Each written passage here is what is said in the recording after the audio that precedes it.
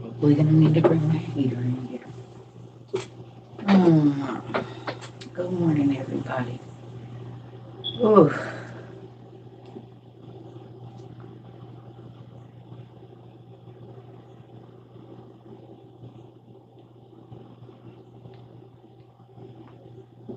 Good morning. Good morning. This thing do it what it want to.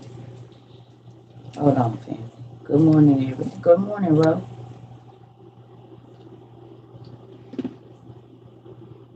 I don't know if this right or not. We got to figure it out. Just give me a second. Yeah, that's right. Good morning, everybody. Circle was up till 3 o'clock. I don't know what's going on with the sleeping schedule. It is weird as heck. So I'm waking up at 9 o'clock, 8:30. That I used to be up at 8 between 3 and 5 every single morning, and now I'm on this other schedule. I have no idea what it is. Good morning. I just be up.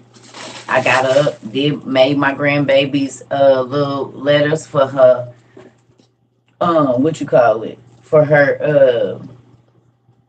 to put on the refrigerator. You know. Let me show y'all. What you call it, the little magnets. Her mama gonna have to glue them on there. But I was up, I had them, but I didn't want to get online either.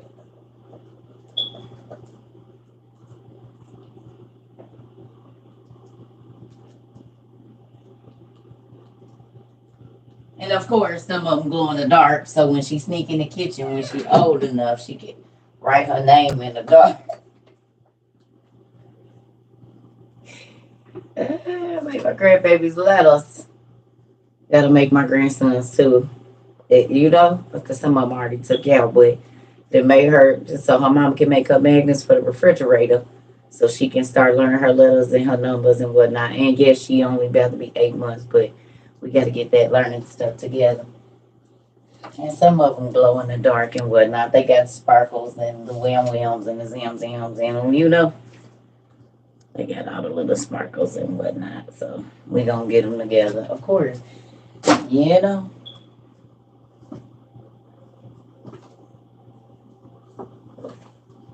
I just haven't been on, but it's probably there. I haven't. I'm gonna be honest. I wasn't. I turn off some of my notifications at night because if I don't, y'all, my phone will be. It'll bling and bing and ding all night because there's people all around the world sending me stuff, and then like you said, Cash App or whatever. So I'll be turning off stuff until I get up because I would not get no sleep. I'm gonna check all of that in a minute. I was up, but I wasn't looking at my phone. I was, doing stuff in the house and moving around, trying to find spaces to put all this stuff y'all keep sending me. Because every day is something. I got to find something. Good morning. So I'm gonna ask y'all a question, and not and forgot it just that quick. Oh, it was about something I saw. I can't think of it. It'll come to me. Yeah, the news is real crazy. I haven't seen the news, but I was up looking at some stuff last night, and there's a lot going on, family. It snowed about this much. They trying to make antibiotics illegal. Yeah, I posted a lot of videos. I was up, so I was posting. I found a lot of different stuff. Like people have been sharing because I don't really get a chance to surf TikTok like that. And so last night I was up on TikTok just looking at all kind of stuff. Earthquake in California. I see that it is tornadoes in Texas. I saw the damage in Texas. Okay, so who remembers me saying, my nightmare is almost over. We'll get somebody else to do it, that part. So look at this. Who remember we just talked about these natural disaster lockdowns. And remember I told you I said pay attention. At the states. All the states are having every state, Missouri flooded, Texas flooded, the tornadoes, the military is having a reason to go everywhere. And FEMA too. Good morning. FEMA is having a reason to go into every single state. I got everything I need so far. I just need a gas stove, lava rocks, and more dehydrated foods. Good job. Y'all happy y'all where? Ash, Ro, it is what it is. Taji, Wally, everyone, Sin, Jeffrey. Yeah, that's what I wanted to talk about. Thank you so much. You just brought it back to me. It was the electric rocks. Boom. There, I was like, wait, it's the electric rocks. Thank you. That's what I said. It was something. That's what it was. God, thank you. Wakanda. Africa was the first place to have electricity. They built the pyramids and had light bulbs. Of course, the people in Africa already knew about the electrically charged rocks because they had matter of fact, to your handy dandy notebooks if you can, for just one moment. Please go to page 16 in book 1.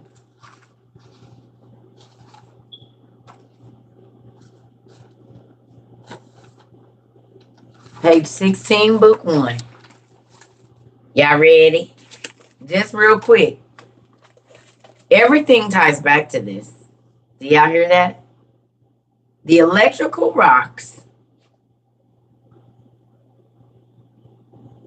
tie back to this. Our what we've been reading already right here. In this handy dandy notebook. You see it? You see it right here?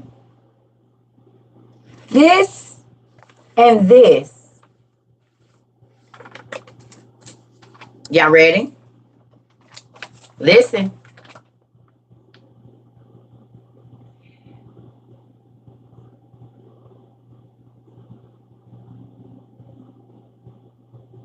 And Azaziel taught the people the art of making swords and knives and shields and breastplates.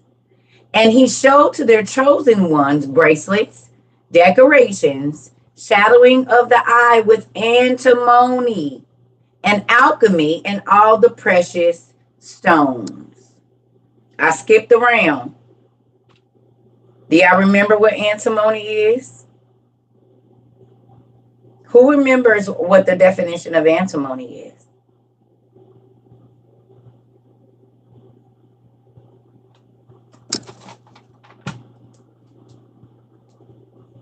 Nuclear science.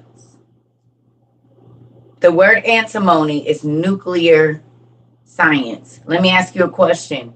Who watched the movie Noah?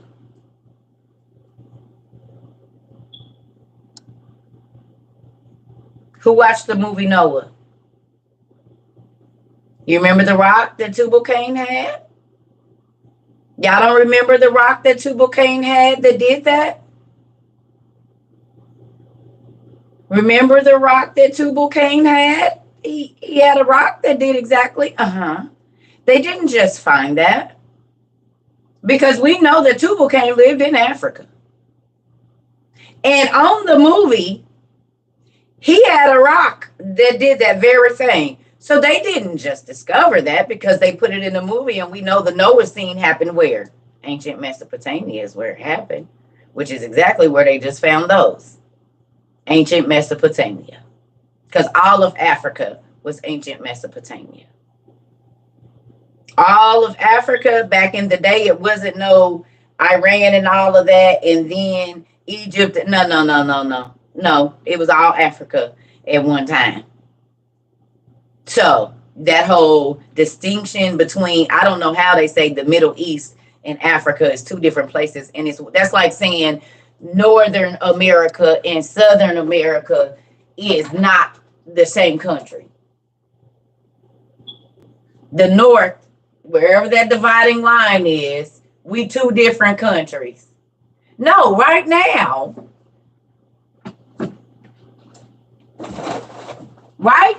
what y'all call the Middle East, let me show you. Have you ever looked at it?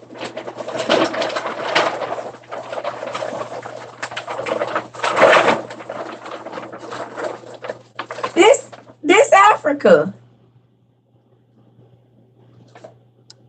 You see where Saudi Arabia is right there on that yellow piece? You see it? It's at the top. It's on the... Do you see Libya, Algeria, Saudi Arabia, Chad, Niger? You see where Saudi Arabia is next to Chad? Do you see it? This is freaking Africa. Oh, that's all one continent right there. What is he talking about? That's not Africa.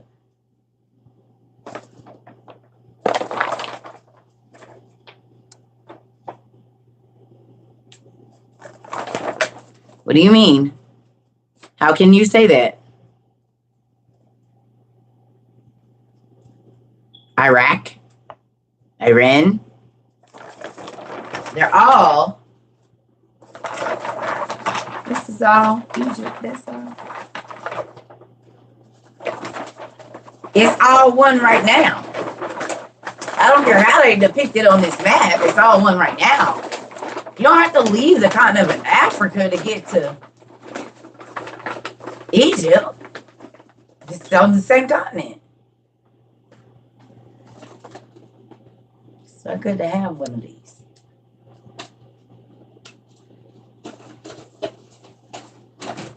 And the older ones that we have. Now y'all see why I like the maps. Because they show you different things of how people depicted things before they started trying to deceive people. Because everybody was learning. So they was putting it out and making it right. And then once they figured out, oh hell, no, we can't let that be out. Then they started rearranging the maps and whitewashing things and lightening up stuff. But prior to that, nah, folks told it like it was. However the people look when the explorers went there, they described that. Now it's a different thing when you're trying to deceive somebody, you know?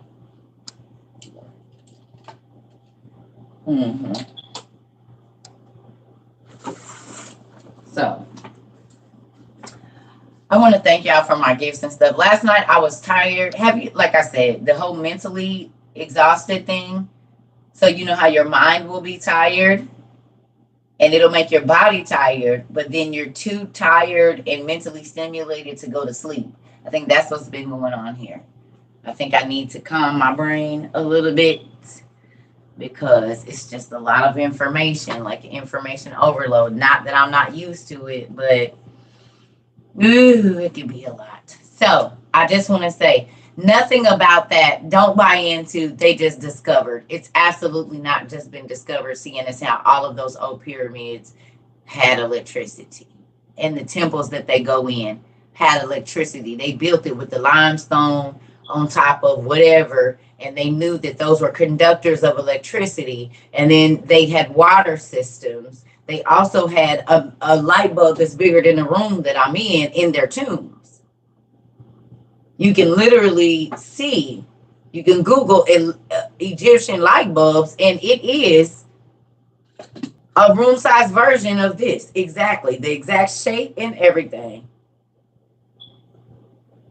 They laid on the thing on the side of the sarcophagus, or whatever you want to call that thing. But they're massive. So then y'all ain't just found no electrical charged rocks, and the pyramids is made out of a lot of it. Hey, right? So how y'all just discovering it and y'all told us that the Egyptians had electricity because they used limestone and whatever the other rock is on top of it. And they were conductors of electricity. The whole pyramid thing is for the energy to come in and go out and go through the... Have we never seen any of the sci-fi videos where somebody put their hand in and the light light up the walls and all of these intricate things that looks basically like our motherboard? But that was happening. They built that kind of stuff into the wall in the Egyptian days. So then how did it just get here? They got locks that they built way back then that y'all still can't open right now. Scientists and archaeologists, paleontologists in the science community. Stop, thief, right. None None of this is new. See how they tell you, oh, groundbreaking news, technology, science, whatever, lies. They done went over to Africa and stole, and the people over there, we just talked about it. This is why less black folks have patented things than any other people on the planet. Because we invent it, but they won't let us patent it. They, the powers that be. Can I ask y'all a question? What is an artificer?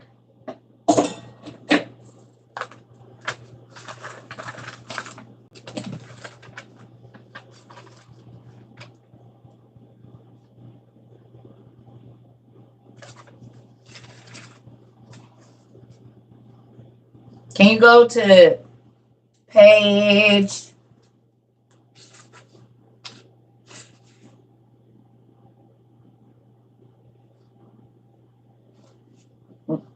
102, book 1?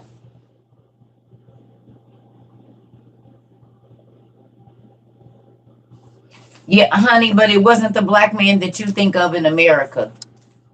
The first light, baby, the first light bulb was made in Egypt.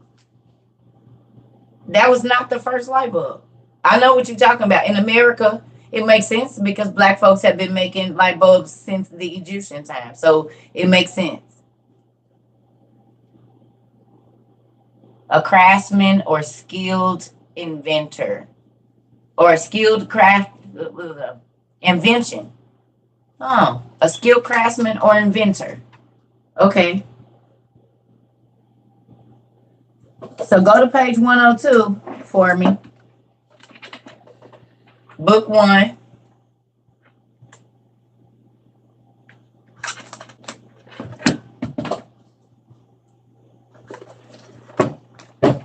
Well, that would be the problem.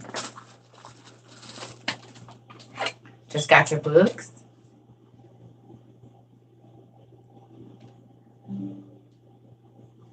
Artificer had a high rank in the Egyptian society. Am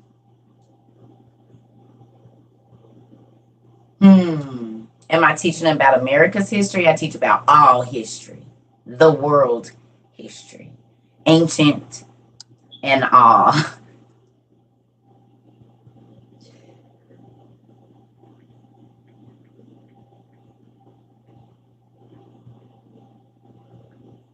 Yeah, my neck. I gotta get me some new pillows.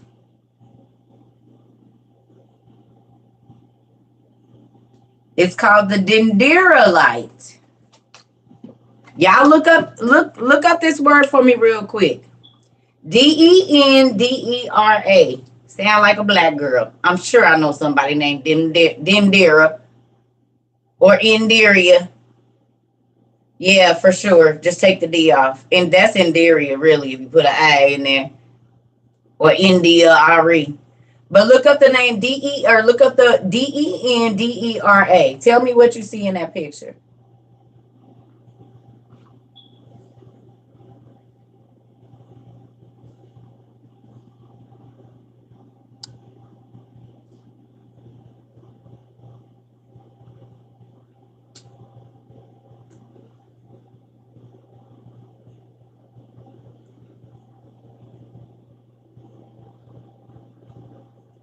Do you see this?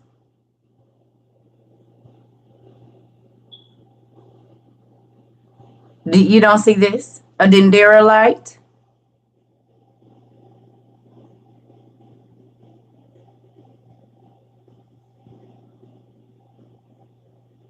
Oh, I love you too. Listen.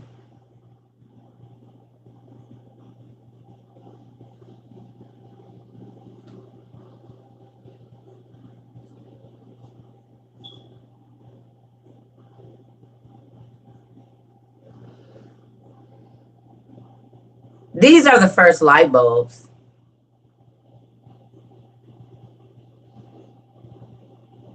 See the Egyptian pottery there?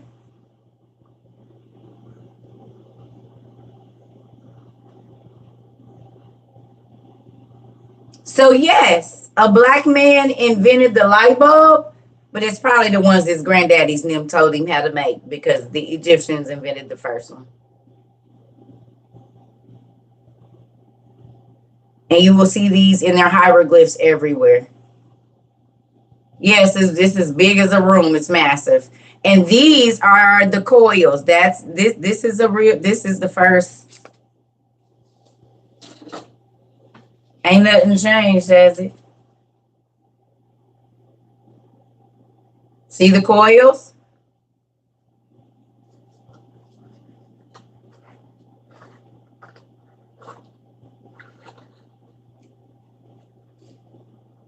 Right, copper or brass, but more likely copper. Copper they have running through all throughout the thing. See anything familiar here?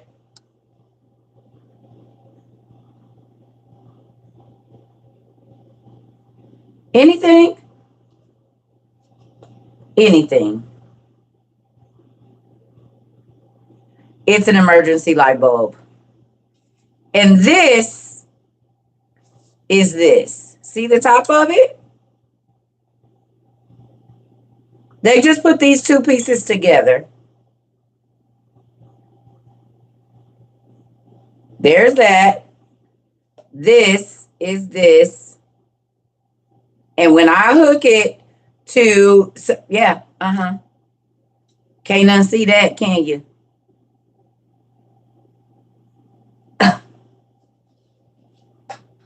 So it makes sense, hate to say it, that a black dude invented the first one because a black dude invented the first one.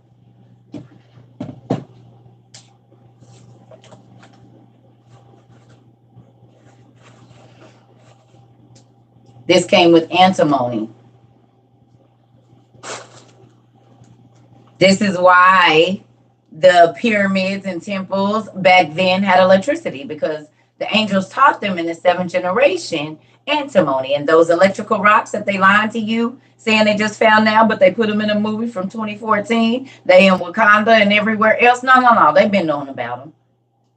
Yeah, this is how we got our stuff.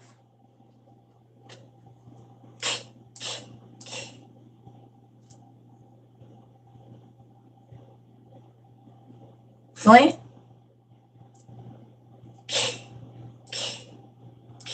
You can use two rocks and start an electrical spark, right? No? Vibranium.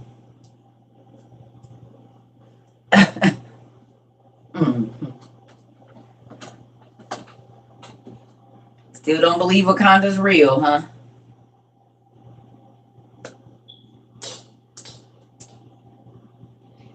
This is why all the other countries are in Africa and they have to tell us we're not valuable. Not only did we come from the most valuable soil on the planet, we are the most expensive beings walking right now.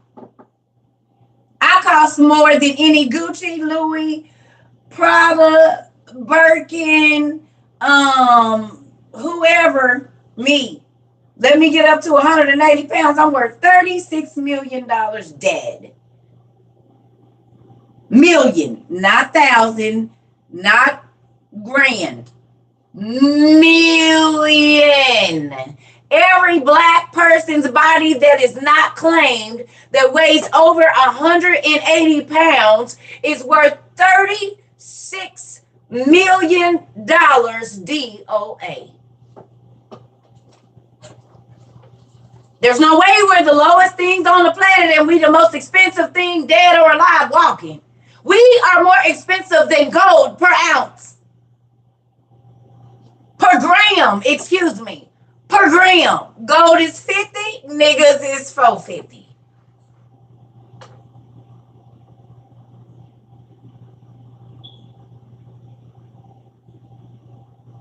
Look it up for yourself. Gold 50, black people it sell for $450. We more precious than gold, literally.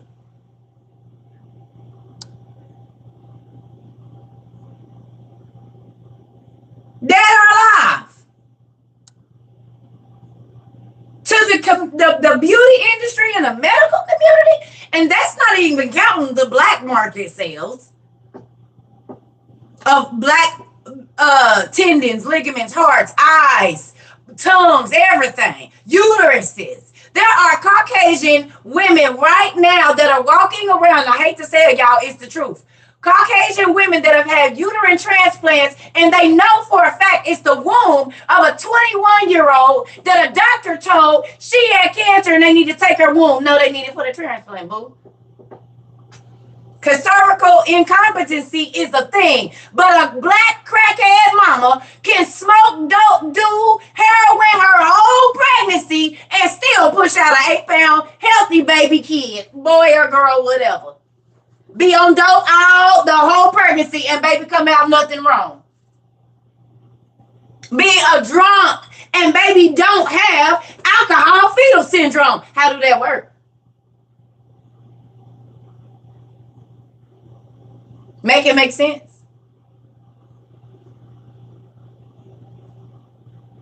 I know a lot of black people that bodies have regrown organs on their own. I'm not saying it don't happen with everybody, but I done met a few people that bodies have grown a whole new heart valve, a bone in a place. The baby was 2 years old, didn't have that socket bone for 2 years.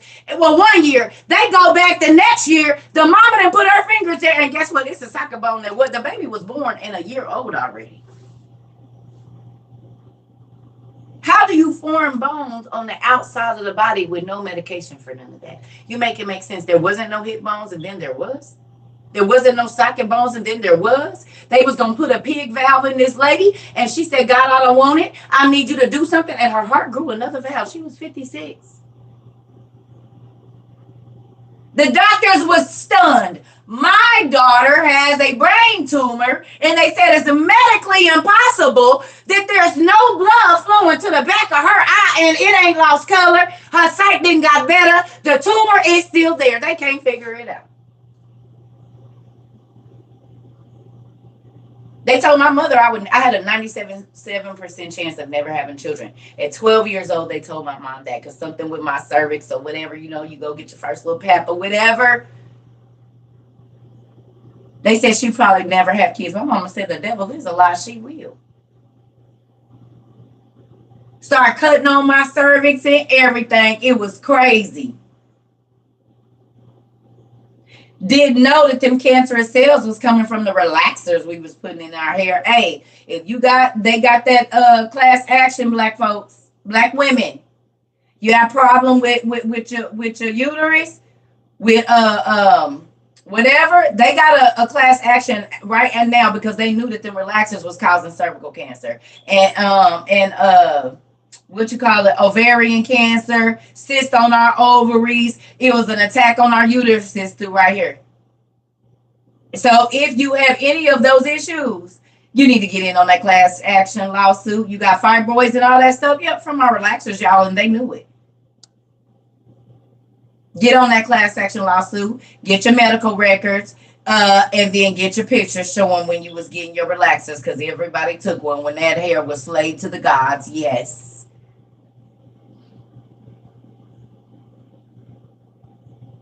If you started getting relaxers at a young age and you have fibroids, cervical cancer, or polycystic, look at, Ari, if you ever got a relaxer, you better go, y'all better get on that. It's a class action lawsuit right now for that. If you ever had a relaxer and you had any type of cervical anything, you better get on it. I went and looked it up because I had cysts on my ovaries at like 13. What do you mean? It was from the relaxers. Y'all been getting relaxers since I was like 7 or 8. And by the time I was 12, it was already messing with my reproductive organs.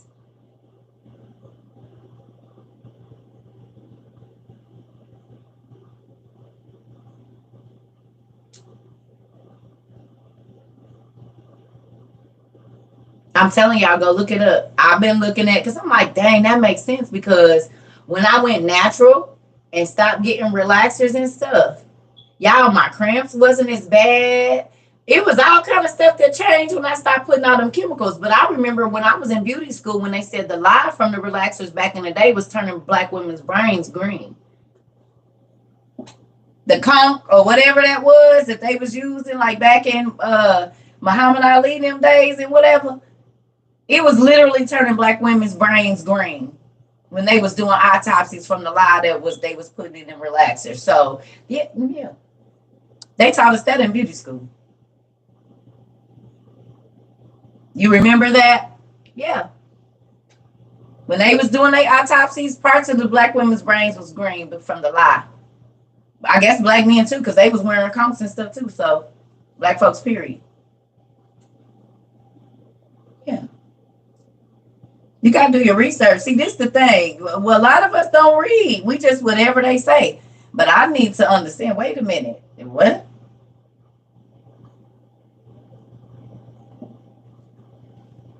I'm sure that could cause some type of brain cancer or strokes or something. Yeah.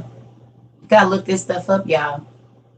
Yes, I read a lot and too much, and it didn't help that my parents was in the medical field, so it was always a medical book. I didn't want to see the bloody stuff, but the conditions and stuff like that and the research that they did, yeah, I used to be reading that stuff. All of it. Now, what is this? Just crazy at 14, 15 years old.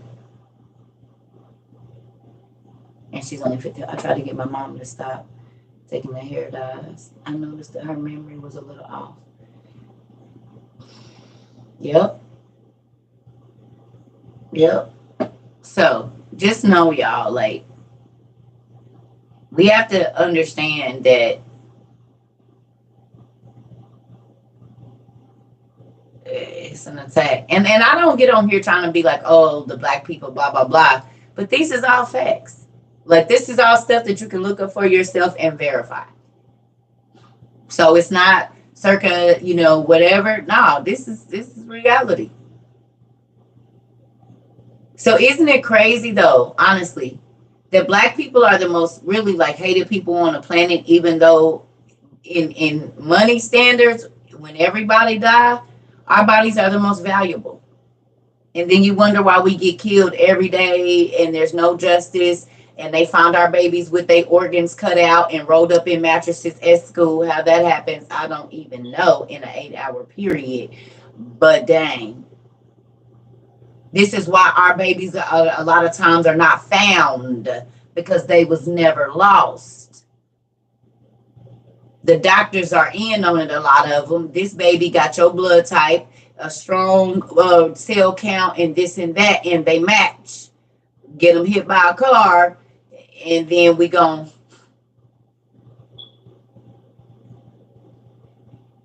yeah. You need to get on that. And you got your medical records, you need to go looking for your chunk of the change, babe. If you ever have relaxers.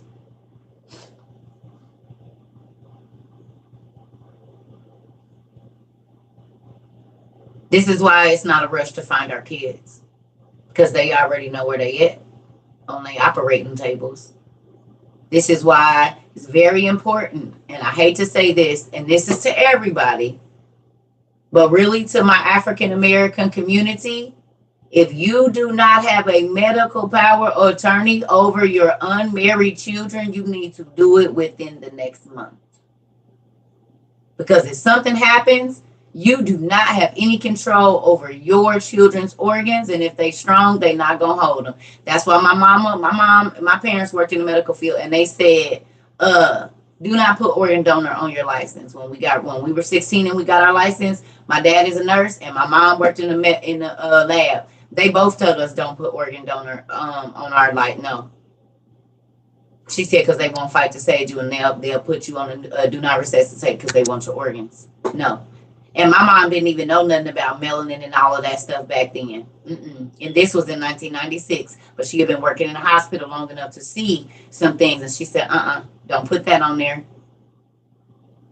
She said, no. Because I was like, yes, I am. She said, no, you're not. Now take it off.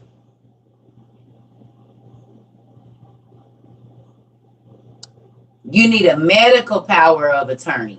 Not just power of attorney, you need a medical power of attorney. Not just power of attorney, you need a medical power of attorney.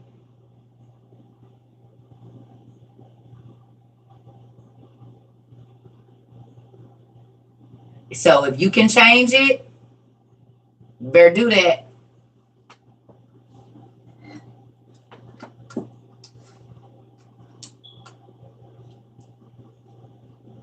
And it's a shame to my non-melanated folks. It's a shame, but y'all don't even understand the conversations that are had with us before we even hit 15 about us. That our parents have to have with us before we leave the house. Like, black kids are dang near like, man, y'all don't even realize. And then everybody always talking about how weak we are. Nah, we strong. Because it's stuff that y'all don't ever even have to talk to y'all kids about that we learned before the age of 7.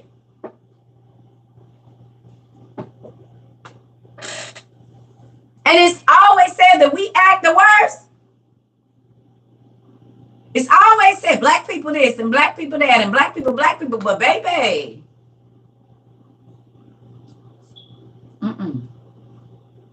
How are you the most expensive thing walking on the planet? We more expensive than exotic animals, cars.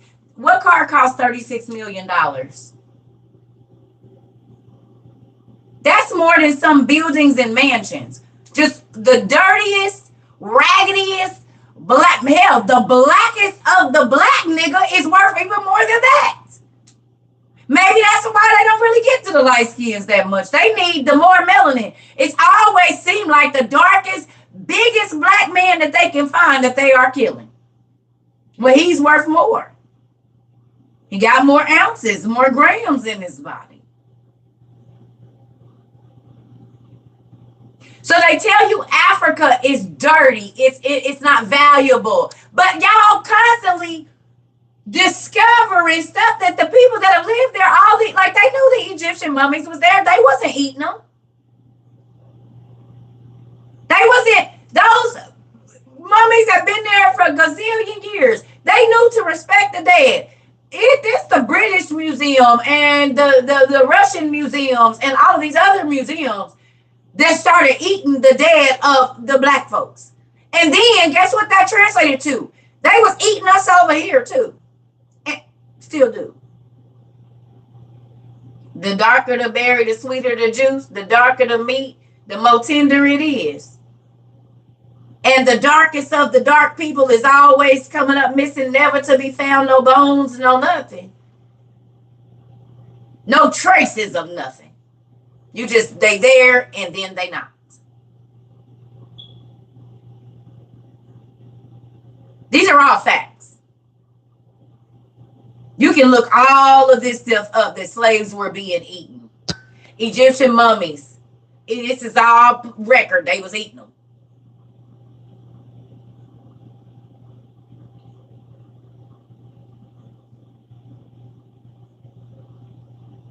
These are all facts.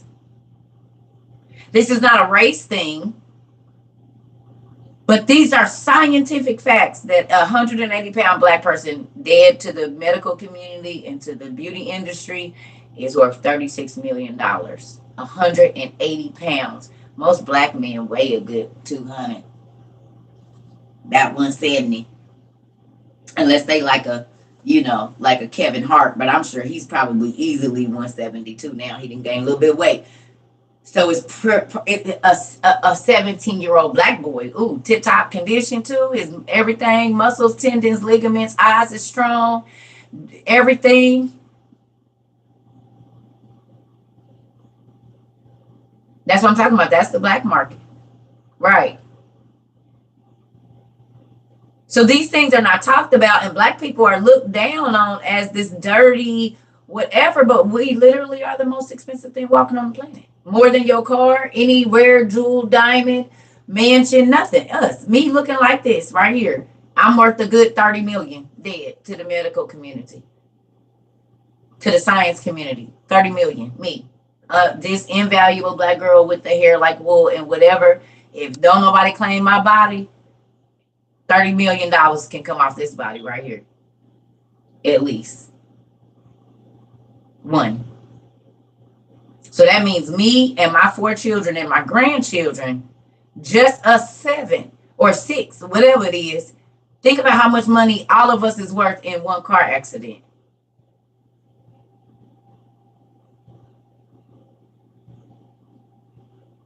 Where the bodies are still intact, but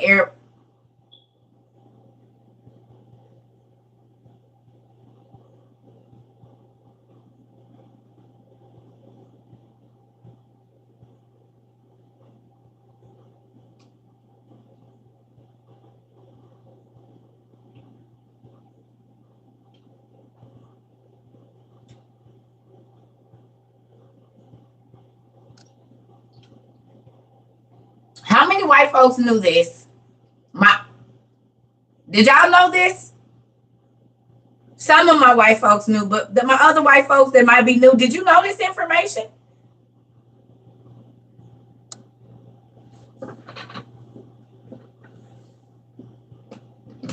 You did not. You didn't, Vicky? Yeah. This is why when you go to Walmart, you see all the black missing babies and they never be found.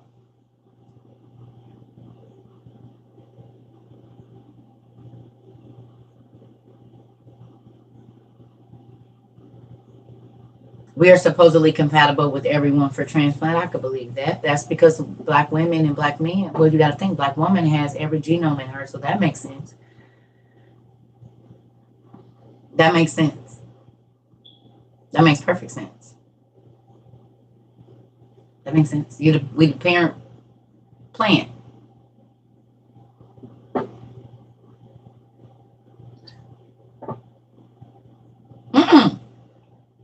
She said my granny was white and she used to pretend to eat me. And that, please don't tell me she was for real. Is your granny really white?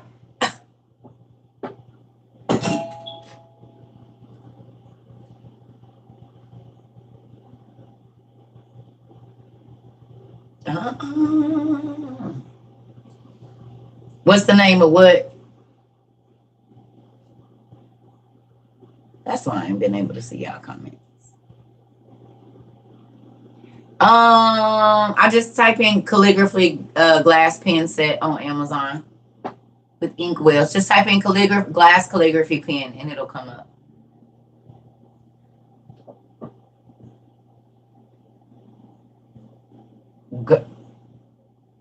Henrietta Lacks, yes, ma'am. The Hella cell. And her cells are the only ones that are immortalized, and they've cured every disease there is.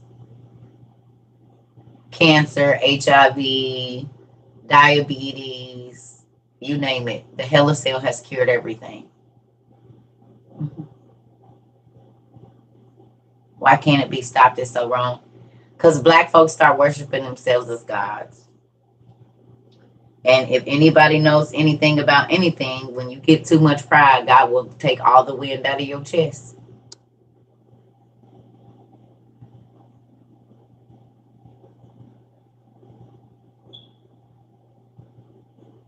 He said, if I raise you up, can't nobody take you down. But if I put you down, can't nobody raise you up. And because we were the first, and we started to worship ourselves, and we made statues of ourselves and called ourselves gods. Oh, wait a minute. Black people are still doing that right now. So nothing has changed. God took us from our place, and we still have the same mindset. And maybe that's why we're still in bondage and have not been able to rise up, because our mindset has not changed. We still think we gods instead of he gave us the power to reign over the earth at first.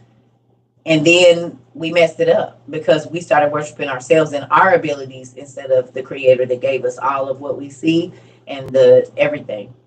And nothing has changed because a lot of black folks, their possessions is everything.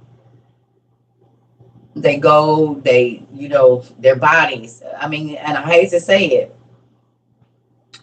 Where do y'all think tall, dark, and handsome came from? They wasn't talking about Fabio and the olive skin people. And Southern white women love to say tall, dark, and handsome. Ooh, he's tall, dark, and handsome. Well, we know who was tall, dark, and handsome back in the day.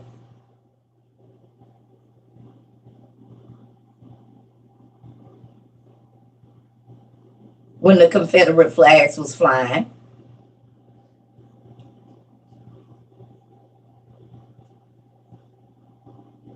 Oh, he has this gorgeous curly hair, and he has this gorgeous wavy hair.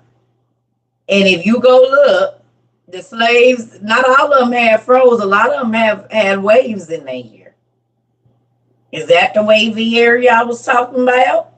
Or the curls, the golden curls? I'll just be trying. Because what is the tanning for? I'm going to talk about it. I'm trying to understand. Why do you want your skin dark if you don't like dark skinned people?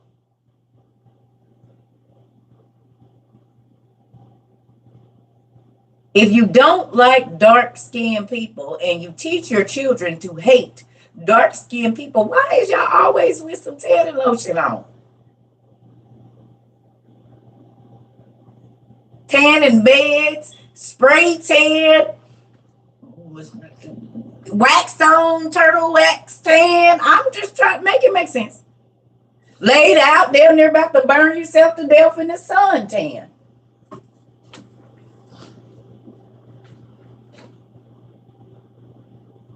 Looking like a whole orange with flapping hair tan.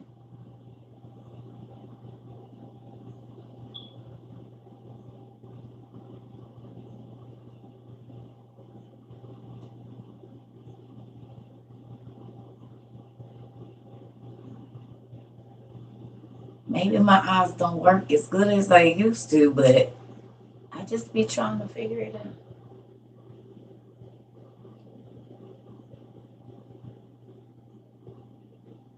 Darker looks healthier and prettier in your opinion. On white skin, Grace. See, at least she honest, because Grace is white.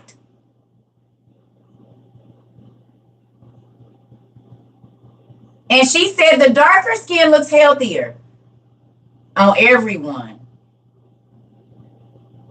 Oh, on everyone.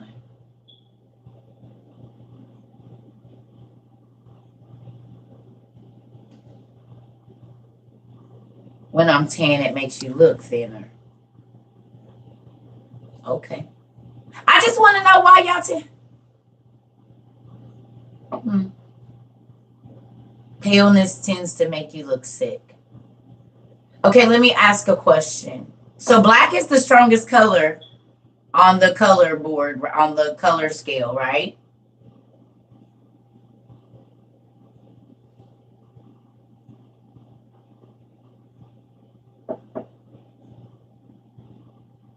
And they say if you pale, you kind of look sick.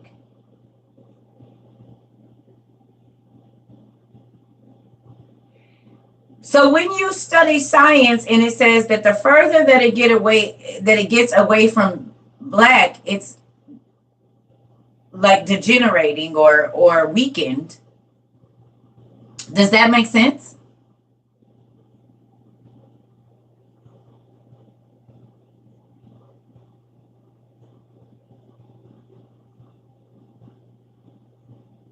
Super dark skinned people, it seemed like they don't get a wrinkle until they did. You don't really see a lot of wrinkly dark skinned people. Recessive.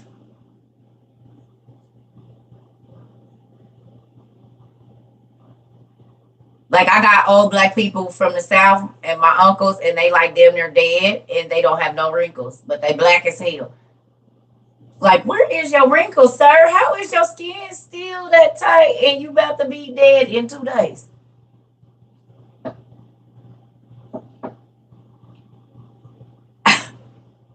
You was 197 and your skin still look like you 35. Make it make sense, huh? What you do? You been eating blacker the berry or sweeter the juice, huh? What berries was you eating, just actually?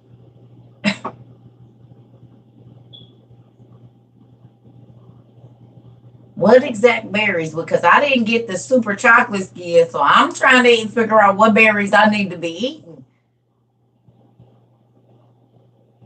Because I'm about midway, so my wrinkles is coming already. But my uncles and aunties that's black as hell, no wrinkles. You got me about 25 years, and I got more wrinkles than you. Because I'm farther from that.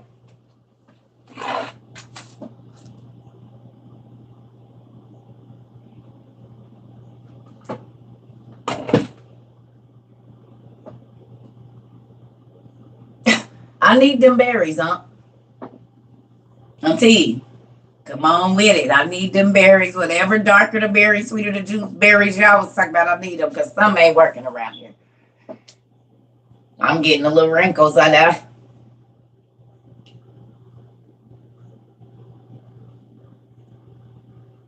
So let me tell y'all, we gonna get off of this. But y'all know we talk about everything because I be wanting to know, y'all. I be wanting to ask questions, and I don't do it to offend anybody. But I be trying to have town hall meetings, even for the people that's just sitting in the back listening. And this is on white, black, Spanish, whatever, Hindu, Asian. We gonna talk about it. We gonna talk about it because this is the thing. Even if this is just TikTok, you might learn something here that you didn't know that makes you look at someone differently in a good way. We've all learned, because if a black person tell you that they didn't hear racial slurs in their house, they lying. The same way y'all was taught to call us niggas, we was taught to call y'all honkies. And a whole bunch of other names. So I ain't even go see here in front. Like the PW word, rednecks. I ain't gonna lie, Peckerwood was the main one I heard from where I was at. Peckerwood and honky. Excuse my language, but if I can say nigga, I can say that too. Peckerwoods and honkies. Oh yeah, we heard that every day. Oh, Peckerwood and let one of my uncles get mad. Oh, you gonna hear that all day.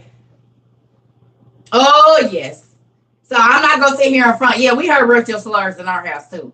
And it wasn't really about the Asians or Spanish people, it was always white folks. But I came from kind of a racist place, so there's that. I'm just gonna be honest with y'all. If y'all can listen to me say nigga all day, Peckerwood and the other one coming too, because that's what it was. That's what my uncle said when they was getting ready to beat up a white man or something. That's what we heard. We heard racial slurs too. Pink toes. Okay, that's good. So just like y'all, we got called bunkies and whatever. Oh yeah, y'all got your names too. And the same way y'all call us niggas in our head at some point in time.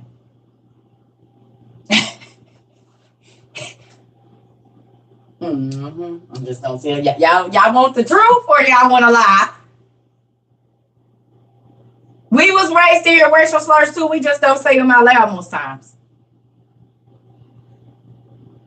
We was raised honestly in a lot of ways the same way that y'all was. Not to trust y'all. That y'all scary, dangerous, will steal our stuff. We was taught all the it's exact same teachings, honestly. Not to trust y'all. Don't mix with y'all. The whole nine. Literally, we was taught the same stuff. But how you exhibit what you were taught, I believe, is a big difference. Because we was taught the same stuff y'all was. Don't trust y'all. Don't go in a big group. When y'all get in big groups, it's dangerous for us. If you go in a white neighborhood, stick together. Oh, y'all didn't know. We was taught the same stuff y'all was taught. That y'all scary, that if too many of y'all get to coming around, that we need to be nervous. Oh yeah, we was taught to hold our stuff from y'all too. All jokes aside, I ain't even gonna lie to you. I was raised not to trust white people for no reason. And a lot of my friends was white growing up because I went to predominantly white school, but we were still raised not to trust y'all. I ain't gonna lie, we was told y'all was nasty too. And so many different. I'm gonna tell y'all the truth. They told us y'all women nasty. Loose, like real nasty. I ain't gonna lie. We was taught to know that white girls was gonna go. Whatever it was, with whoever. And I'm just being honest with you. Your uncle, your daddy, your cousin, and the man next door. And all at one time. That's what we was taught. Now, if y'all want us to tell you, it's and then lie about it and cry and say they got raped. All jokes aside. And I'm only 42. So if y'all want to know the racism or the thing, the stuff that we heard, I'm gonna run it to you. This is what we heard. Y'all wasn't the only ones that was taught, but how we address it be different. Because we was taught all that same stuff. All jokes aside, we was not taught that y'all was nice people or friendly or nothing. We was taught if a white person around, you better watch everybody there and watch them. Now, I ain't gonna lie to you. I'm gonna tell you what it is, and that's exactly what it was. That's what I was taught.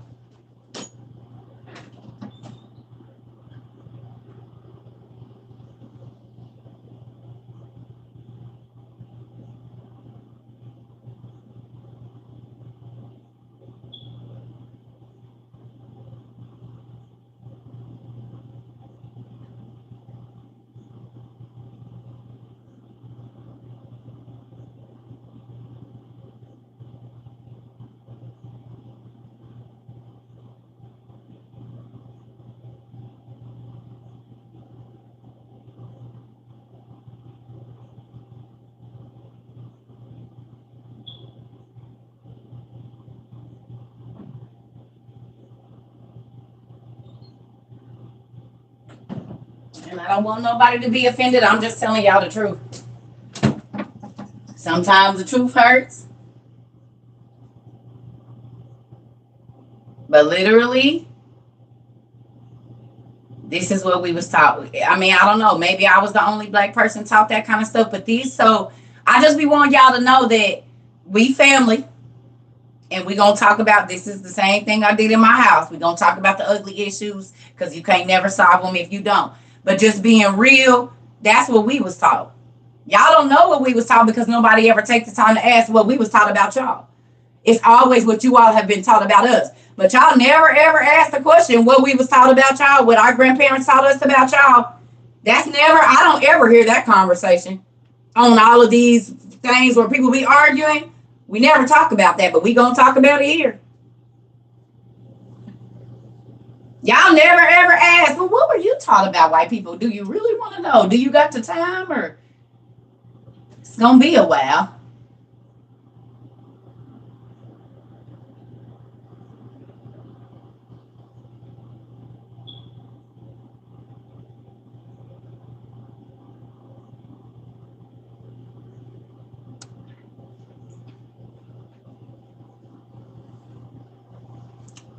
Well, maybe you didn't live in a little country hit town like I did, where niggas was still getting hung from trees in the 80s and 90s. They were still finding mutilated black bodies, and to call you a nigga to your face, your teacher. So we lived in a different place.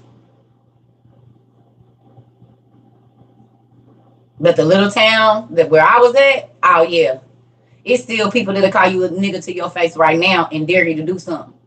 And they got their Confederate flags in the back of their truck and ready with their shotguns in the back of their truck in the thing. So we just wasn't raised in the same place, but I'm telling you what I know.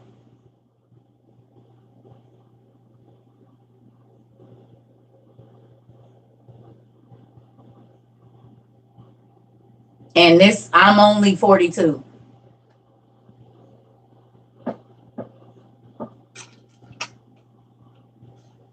Did I tell y'all about, I told y'all about my experience at Disney. I took me and my kids, because of my daughter's Make-A-Wish trip, we went to Disney World in 2014. And the lady that stayed in the villa across from us, her daughter had lupus, and she was white. And I noticed every day that her baby, when they walked, because we stayed at Give the Kids the World, which is like it's like a resort in itself. So if your child gets a Make-A-Wish trip, but they're in a wheelchair and different things like that, and they can't really leave the property, they have like pools that are like for wheelchair. They have the glass wheelchairs and all that kind of stuff. You know, it's for the babies that's going through whatever. You know, they accommodate everything. So it was this white family. It was a mom and 2 kids. They were older, like 15. The girl was like 15. I think the boy might have been, he was bigger than her, but he was like 13. She might have been 15 going on 16 or something like that. Anyway, every morning I would sit out on the porch and just be watching, because we was there for a week, 7 days. We was in Disney World or whatever. So I would just watch all the families going by. You know, they have a truck that comes by and it's got donuts, coffee, all this stuff. But then you can go and eat in the breakfast hall, which is Perkins, or go get ice cream. You know, just all this stuff. It's magical Wonderland stuff. So every day I would speak to these white people.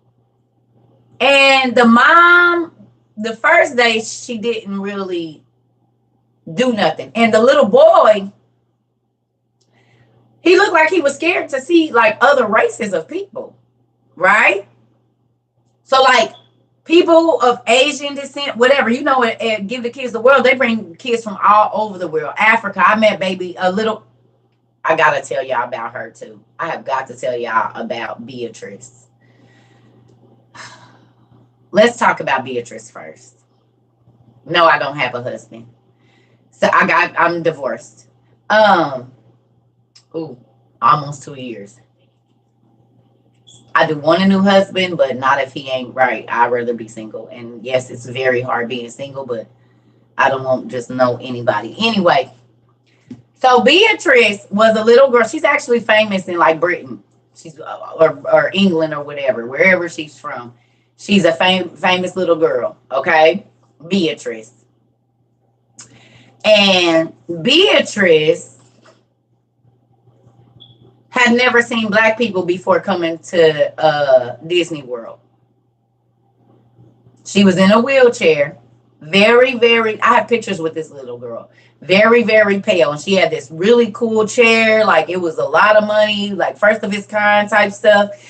And so we're sitting at what have been equivalent to the Baskin Robbins in this place. And she just keep looking at me. She just keep looking at me. And so she finally rolls up to me and she says, "Excuse me," in her British accent or whatever. "Why is your skin brown? Are you sick? You have to be sick. Your skin is brown." She's 5 or 6, but she's very smart. And her mom says, "Beatrice." She said, "Mommy, her skin is brown. Is she sick?" This was in 2014. September of 2014, the end of September 2014. All my kids look like this.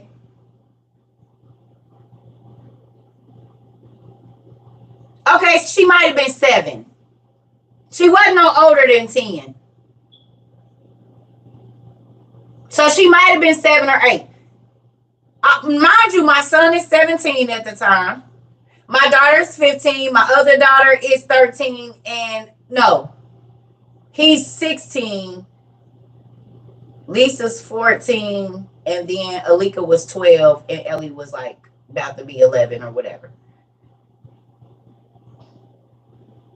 So she's asking me all these questions, this baby, because she ain't never seen black people like in person. This baby thought because my skin was brown that I was sick. So y'all know how petty I am. I started talking to her and she said, "I love your eyelashes." Because I had some fake eyelashes on.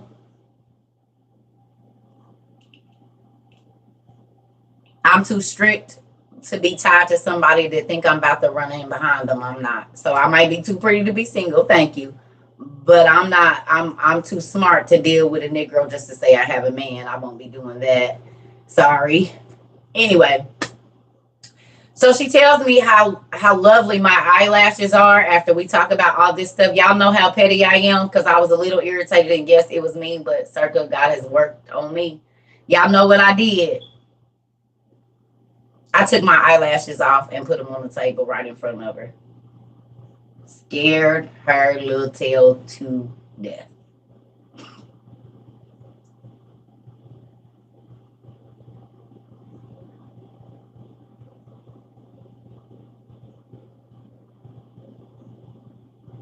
I said, oh, okay. And yeah, she was a terminally ill kid, bitch, you're rude.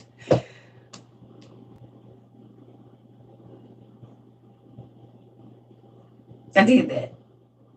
Took him right on off and said, here, you can have him. She said, my kids, they still laugh about that to this day. They say, Mom, how's that for sick? Yep, I'm so sick these eyelashes is falling off right here on your plate. And her parents was right there. Mm-hmm. And did. She'll never forget that. Never. That was good. Yeah. She'll never forget me, I promise. Not ever. I met this black lady when I went to America. She took her eyelashes off. I think she was sick.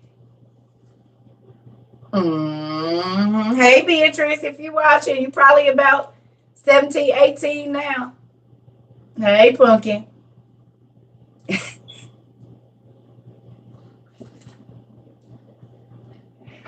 She just lived in a part of England where there was no black people. Now, back to the story. Yes, now let's get back to this other people. They was from Iowa. And I love them now, the mom and the son. As a matter of fact, so look. Now, the second story I met so many different people when we was in Disney World. It was crazy. So we go to, like I said, every morning this family is a mom and her two kids, and they're walking by to go get breakfast, right? Because they're there for the daughter. And I speak to everybody. I speak to everybody. I don't care. I'm going to speak to everybody because that's what I was taught to do. You speak. You walk past somebody, make eye contact, or you're in close proximity to them, you speak to them. That's what we was taught.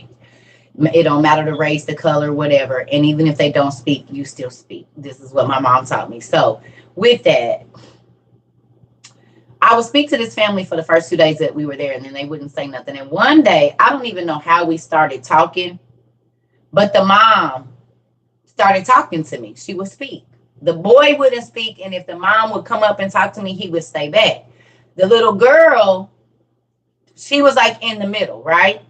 So by the 6th day,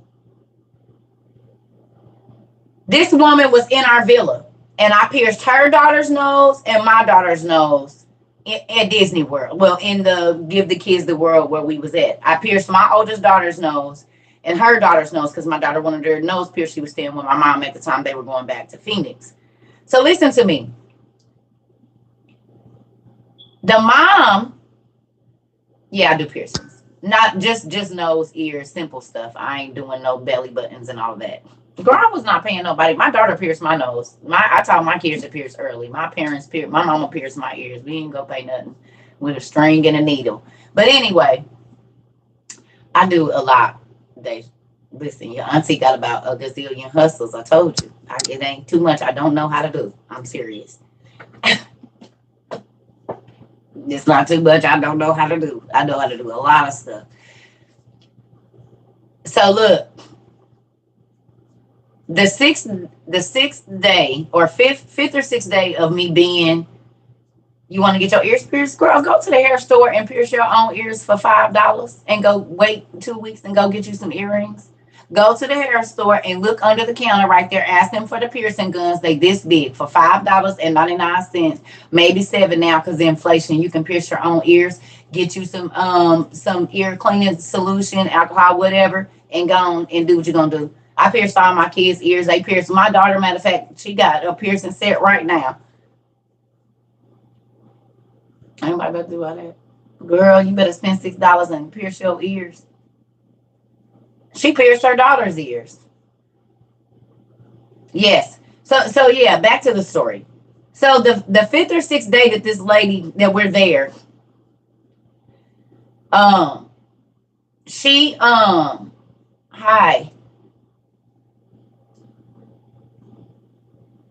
um, she tells me that her ex-husband is a grand wizard in the Ku Klux Klan, and she has another daughter who was supposed to come, but she said she wasn't gonna be around no niggas, spics, and she just went off on all the whole racist rants. And she said she was spit in somebody's face, so her mama told her, "Don't come to Disney."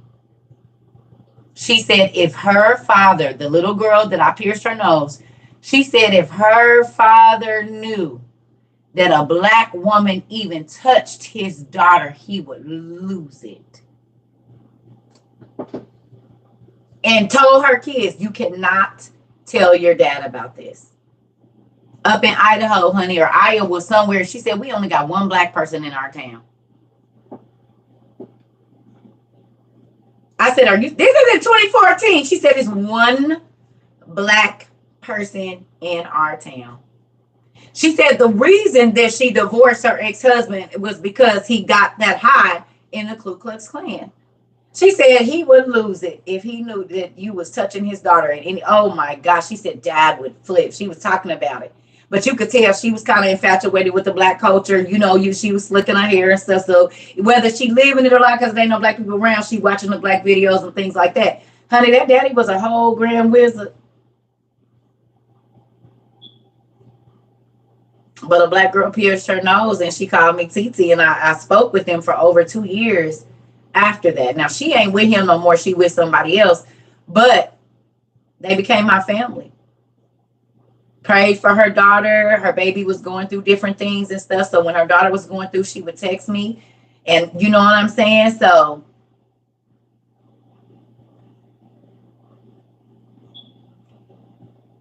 yeah. So it's a girl in the UK that will never forget me because she thought I was sick because my skin was brown and I took my eyelashes off and set them on the table.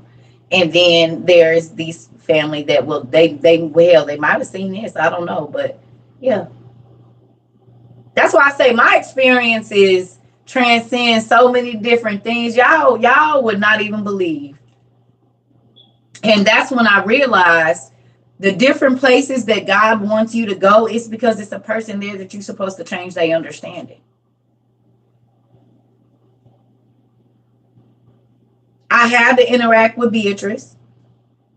I had to interact with this other young lady and her daughter so that they could get an intimate view of black folks. You know what I'm saying? Folks that had never seen or never been around or nothing. That baby asked me, was I sick because my skin was brown? I could, yeah, most people don't leave me speechless, but she did for just a second. Your dad was a racist. I would pick arguments with him, but God bless his soul. Yep. As a kid, not knowing about lash extensions, I freak out if someone took them off. Yeah, especially after you just, but y'all want to know how I explained to her about color? Now, mind you, we'll give her 8. We'll give her 8 or 9. We'll give her 8, maybe not 5. I'll give her 8 or 9. Okay? I'll give her 8 or 9. But y'all want to know how I explain color to her? Excuse me.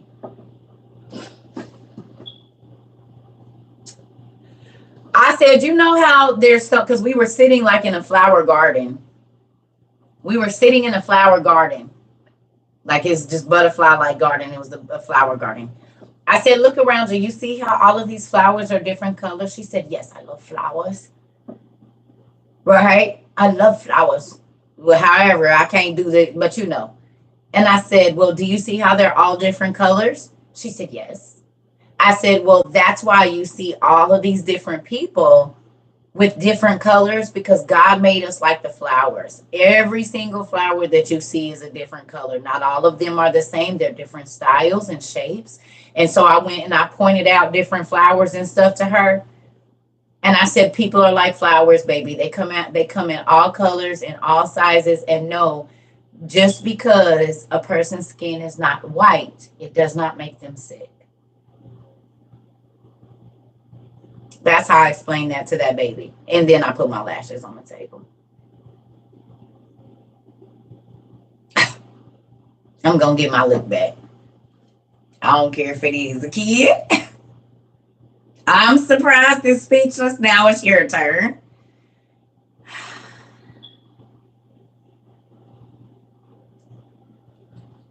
And the same way my children gas, there you go, parents. Now you have a gasping child as well.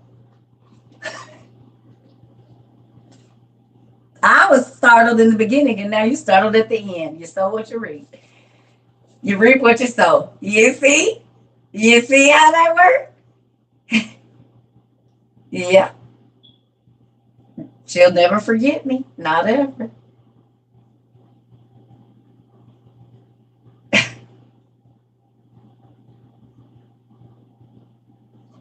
What did her parents say? Nothing. Because why is she 9 why is she 9 and you haven't taught her that people come in all different colors? Do she not watch TV? And if she do, is you only watching all white TV? Because this baby is 9. Why do she think if your skin is black that you sick?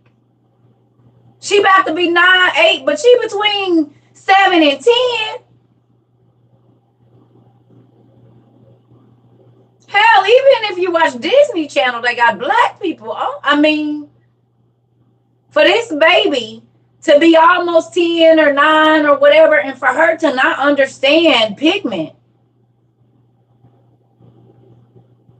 And she was very intelligent, so you can't tell me that this isn't, you know what I mean? She don't understand.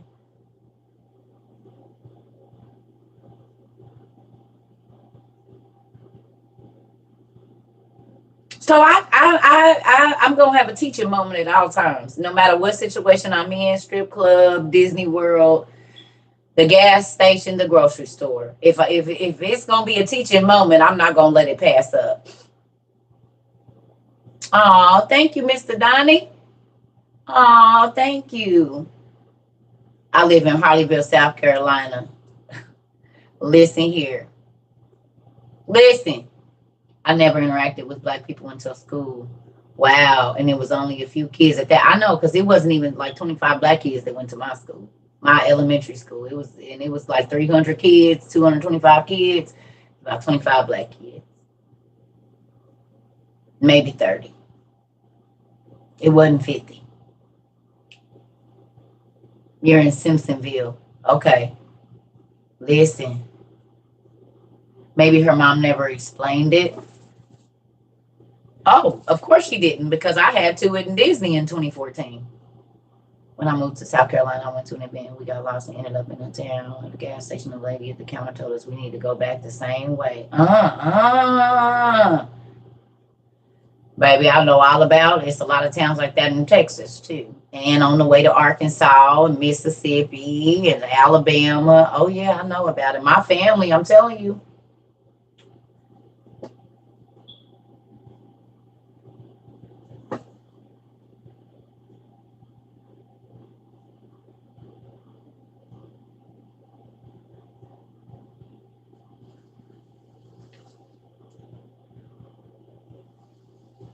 Sundown towns, exactly. So all of my people here of different races, can I tell y'all something? Or whatever, different ethnicities. I'm very happy that we have an open forum.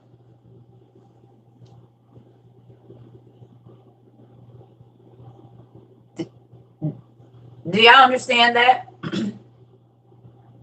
I'm happy that my melanated people come in here and tell the truth. And I'm happy, Asian, Spanish, whatever. I am so Native American. I'm happy that we don't have a lot of chaos. We actually have town hall meetings. Folks be talking about town hall meetings, but they don't really go there to listen and learn and understand. It's just really to get their opinion across. But I'm excited that when we come here, whether you white, black, green, yellow, whatever, tan, olive, we tell the truth here from all different directions. And every single person here takes home something that they might not have from a normal day. We learn from every culture here. And it makes me excited, y'all. Because those little bitty micro moments expand into massive things because you're going to change the way you interact with people in your community, which one city at a time, one neighborhood, one school, one gas station, one grocery store at a time. We are making a difference. And it might not be seen to all of our eyes, but when a Caucasian person or a black person decides to extend grace and mercy or to understand or to see something different, that changes generations.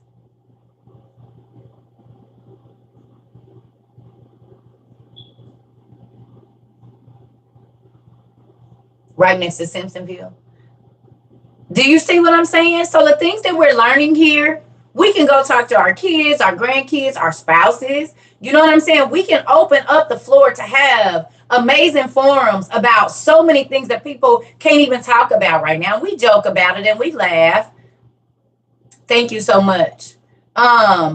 We talk about it and we laugh and we, you know what I'm saying? We do whatever, but we talk about real life issues, and I be want y'all to go research it while we online so you can see it for yourself and know that this isn't just stuff being spouted out. No, these are real things.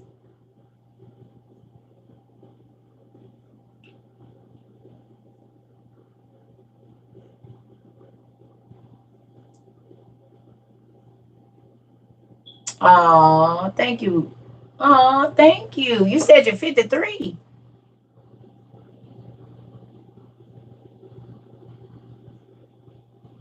Oh, thank you, Mr. Jeffrey.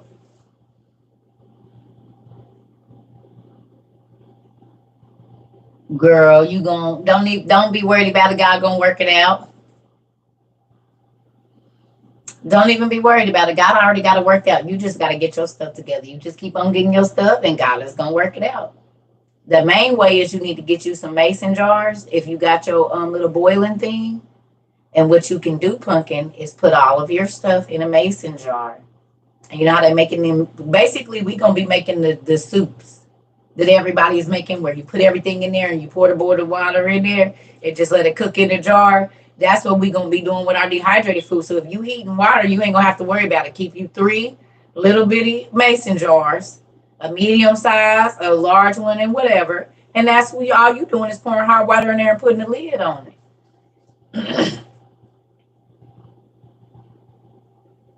And put it back in your closet. You can make that in your closet.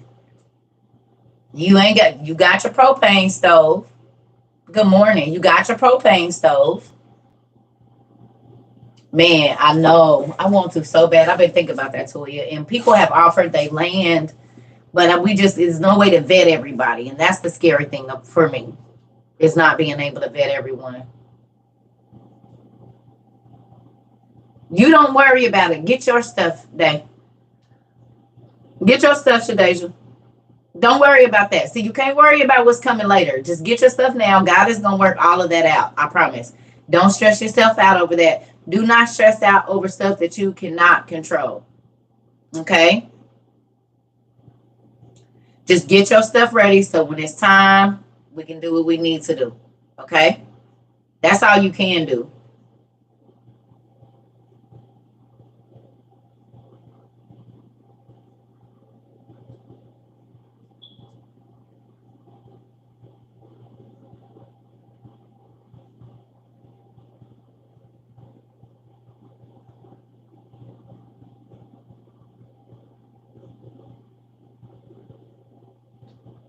Are you serious? Well, you know, booksellers I told y'all that's the hustle. I just told y'all about that the other day.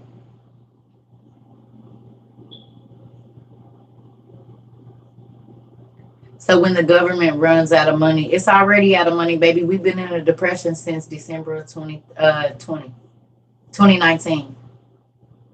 Y'all, the depression started in 2019, December. We've been in a depression.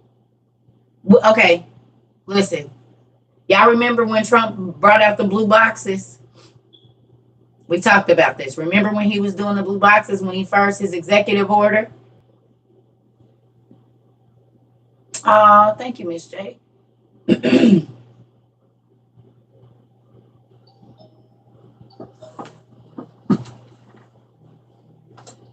Hold on, y'all.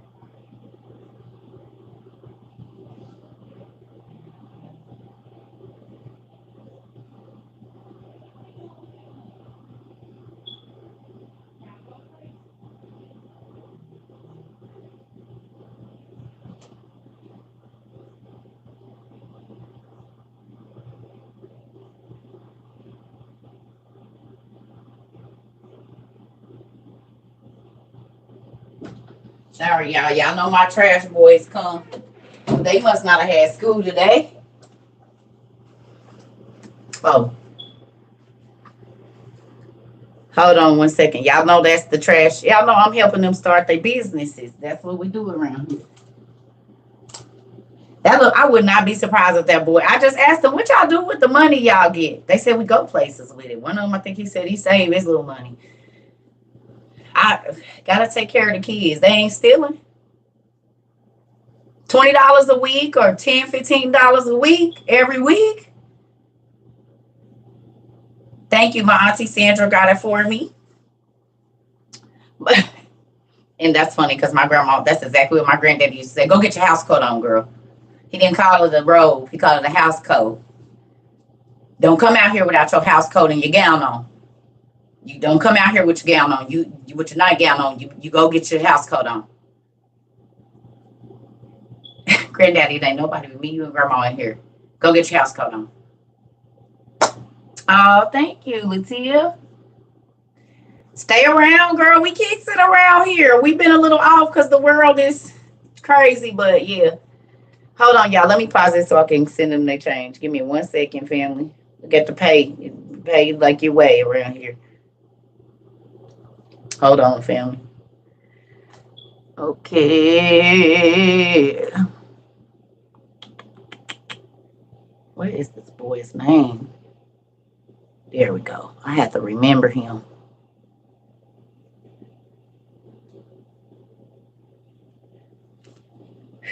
I have to remember his name.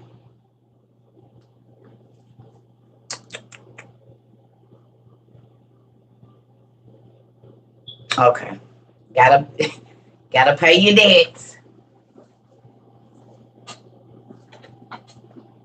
But guess what? All them boxes and stuff is cleared out. Thank you, Jesus. I just got these little bags and they can come get this on Tuesday or whatever. Yeah, I gotta put y'all on pause. You get paid when you work. We do day labor around here. You ain't gotta wait a week and a whole for your stuff. You working right now before they even get to the trash can. They money be in their account.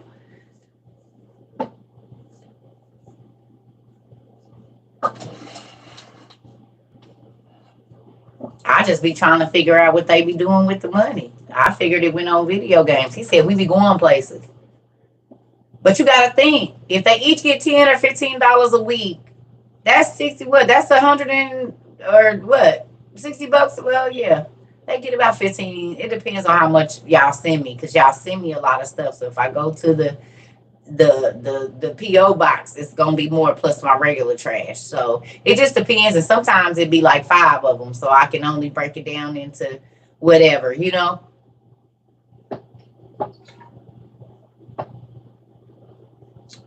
Love you, Miss Ida. Have a good day. But yeah, no, but this is the thing, y'all. This is something in every neighborhood I pay the kids to take my trash out, because it's always gonna be a mom that is, or a dad, a family that they don't have that extra money, and that $5 or $10 can keep your kid a week. It's like allowance, you know what I'm saying? But it's also teaching them entrepreneurship, y'all. Because like I told you, at one point in time, he had him a little crew.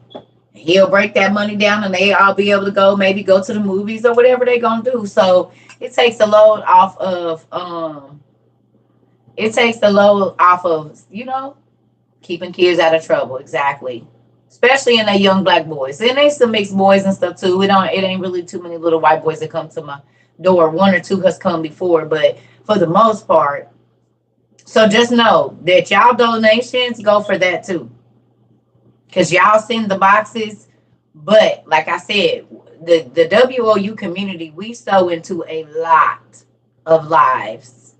Y'all done sewed into so many boys' lives in my neighborhood, that $5 or $10 just to help them out. You know what I'm saying? To make sure they don't have to go in the store and steal. So when y'all send them $2 and $3 and $4, when I got to go unpack y'all boxes, because I don't have a vehicle, so I pay them to go take all that stuff to the trash for me. But what happens is, for over now almost 10 months, them babies that have some pocket in they money in their pocket, whether it is $5 or $10. For the whole time that we've been doing this and y'all been sending me stuff, they've been getting paid to take the trash out. And it's teaching them to save, because they know, okay, every week, if I want to try to help get my mom get me some shoes, well, I'm just not going to spend. She looked at you crazy when you bought the girl. Just don't. Deja, do you drive, Deja?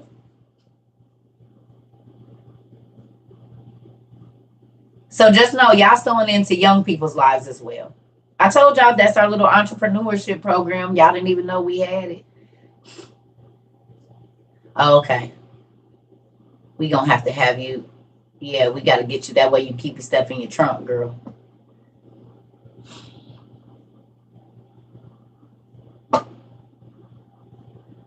You already got a car. Just okay. We're going in. That way you can start putting your stuff in your trunk when you go get it. But yeah. So with that, I'm gonna go make me some coffee real quick, and it's cold and dreary. So if y'all want to have class, we can. I told y'all I'm kind of waking up late, but we can. We've been on here an hour, so an hour of class ain't that bad. I'm gonna make me some coffee and go get my meds in real quick. My comments moving, but Circle isn't. It's like I'm being watched. Oh yeah, they playing with my internet. Been stress shopping 3 weeks ago. Spent $300 returning everything for survival stuff. Oh yeah, no, we don't do that. If you gonna stress spend, definitely stress spend on survival stuff. If you gonna be in shop, dehydrate and freeze dry food. Cause family, I went into Walmart yesterday. It was crazy. They got them little doors on the thing.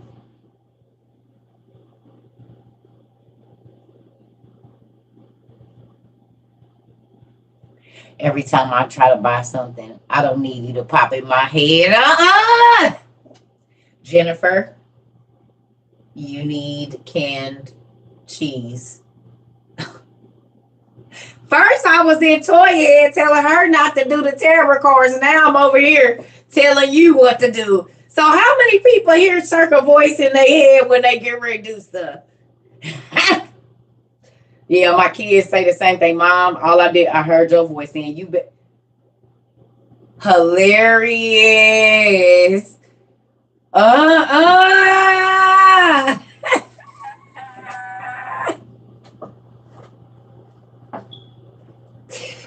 God don't want you to do that. Get somebody else to do it. I don't want no parts of it. Dad, is you watching me? Listen. Buying stuff, circle voice, like, do you really need it? Don't buy it if you don't need it. I was mad too. Put it back. Hey. But can I ask y'all a question? Be honest, y'all. Who didn't saw the value in not just spending to be spending and purposely doing purposeful spending, or however you say that? Well, I'll have to call you Auntie. There it is. That's right. So look, respect where respect is due. I love that, Naisha. Laugh out loud. I definitely second guess my decisions now and pray my butt off when I do wrong.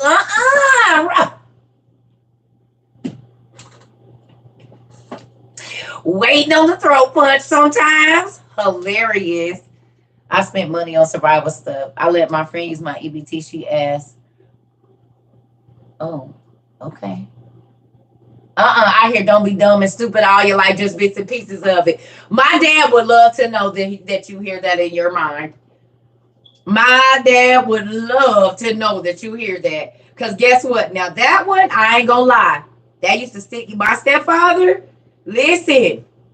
When we used to get in trouble, because he wouldn't whoop us. My stepfather has never slapped me. He didn't grab me up like, hey, get your life together. What's wrong with you? But other than that, yeah, he'll say, so I give you books and you eat them. And we'll say, well, he said, I give you books and you eat them.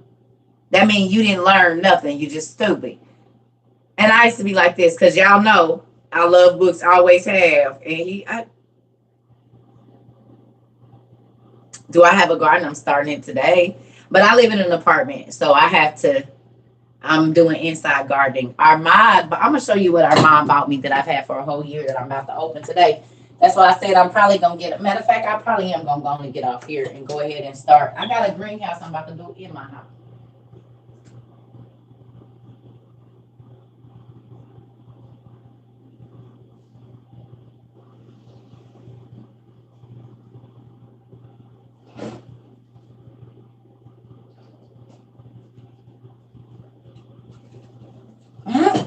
Look at this.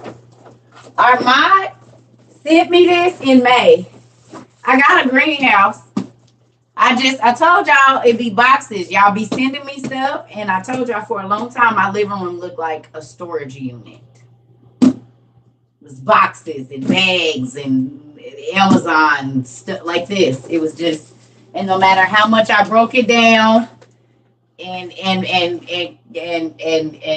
compacted it, it just y'all seen the bag from yesterday. So I'm about to put this up in my living room. I got one window in there and I'm about to put it up right in front of there and start my seedlings right here. And then I got some of the potato bags.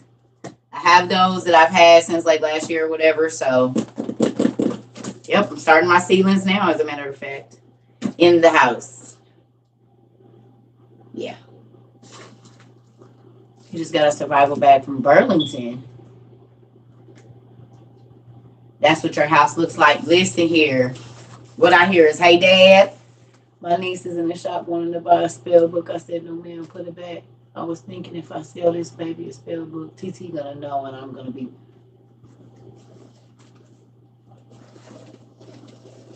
Toya, listen to me. God is about to use you to do some powerful things, baby. You don't even know. He's going to use you to do some power. You're going to turn a lot of people's hearts towards God. You watch. Because there's been a lot of people that's been watching you and they know. They know how, what, when, where, how you used to move. Yeah. All the hair on my body is standing up, pumpkin. God's going to use you to do some amazing things. You're going to bring a lot of people to Christ. You gonna bring a lot of people to Christ. I'm telling you, I feel it all. The hair is standing up on my body. It's going up and down. See, but that's it right there.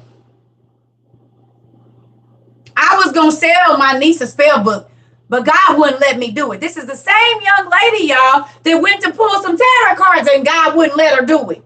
She got her own choice. Already moving different, and my family is confused.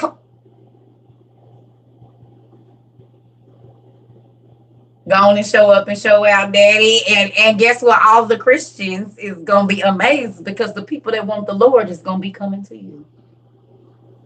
No matter how long they've been in church and all of this, baby, God likes taking what the world has thrown away and say it can't be used for him.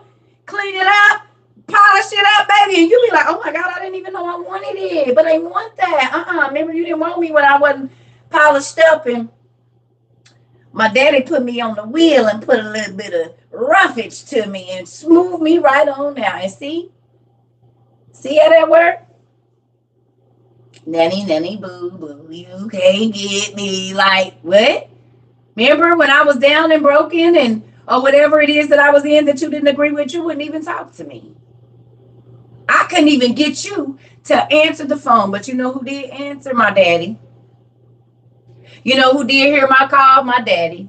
You know who did send the money? My daddy. Even though you had it and you wouldn't. Or whatever help I needed and you wouldn't give it to me. My daddy sent family members to look out for me. My daddy sent people that didn't have none of my blood or wasn't claiming to be Christian. As a matter of fact, they was the strip club owners that helped me pay my rent. They was the bouncers that came and helped me move. They was the chick that everybody say ain't nothing that went and found me a place. You mean them? The witches. The pimps, the players, the hustlers, the ballers took care of me. When the church people, I testified about my situation and it was crickets. Told them me and my kids about to be evicted. They said, sister, we gonna pray for you. Well, everybody in here can take up a collection of $2 and help me pay my rent. We didn't took up a collection for this pastor's bag and he about to go on a trip and well, he just got $10,000 last week.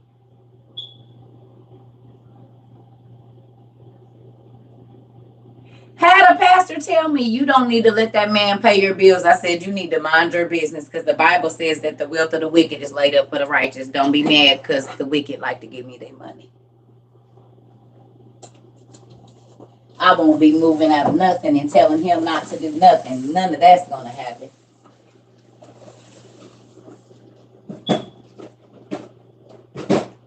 Hold on, let me make some coffee, y'all. All right, I'm going to make me some tea. Give me a second. Let me make this tea real quick.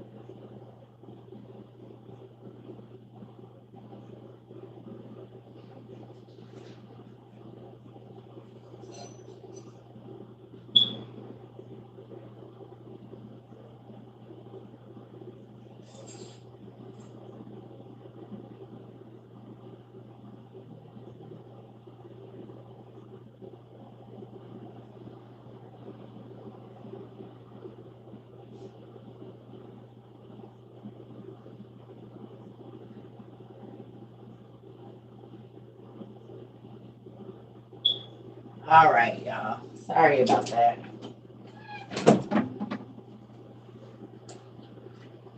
Made me some tea instead of some coffee.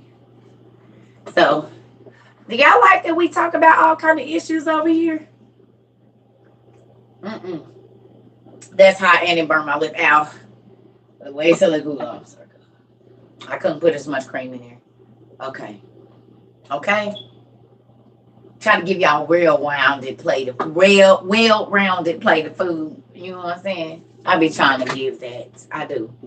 So do y'all want class? Because if y'all want class, I need to take me about a 3-minute break, go to the bathroom and get my meals in, and I'll be right back and then we can read something. It's up to y'all. What y'all want to do? I've been on here running my mouth for an hour and 47 seconds already. 47 minutes. Okay, so y'all can give me about 3 minutes. Y'all can go get some coffee or do whatever. Do you need to pray against what? Okay. All right, give me a minute then. Who enjoyed what we was reading last night though? Did y'all enjoy that? What we read last night? Or even yesterday with Isaac? Who was interested to see what all was going on with Isaac and the Giants and Jacob now? How about that? Y'all remember?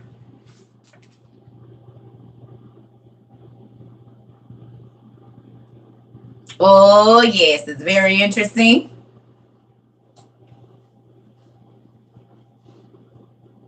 Yesterday or last night or whatever. So I told y'all there's so many hidden gems in that book. Give me a minute, y'all.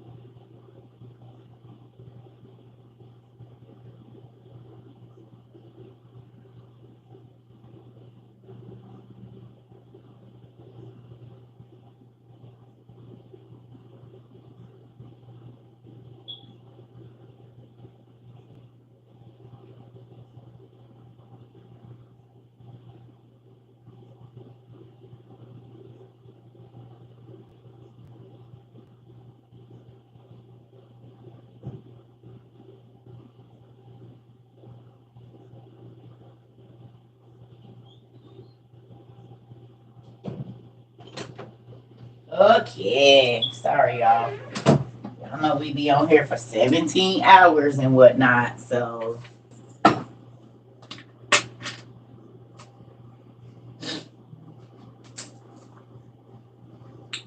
what happened?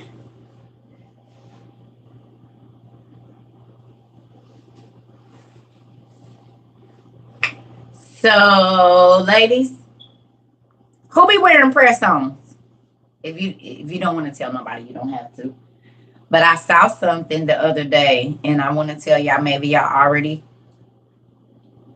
I guess I plan on being with you all day. I ain't tripping. I ain't got really much to do. Take these things out once they dry. Who wear press-ons? Okay, ladies, I'm about to put y'all on. Eee!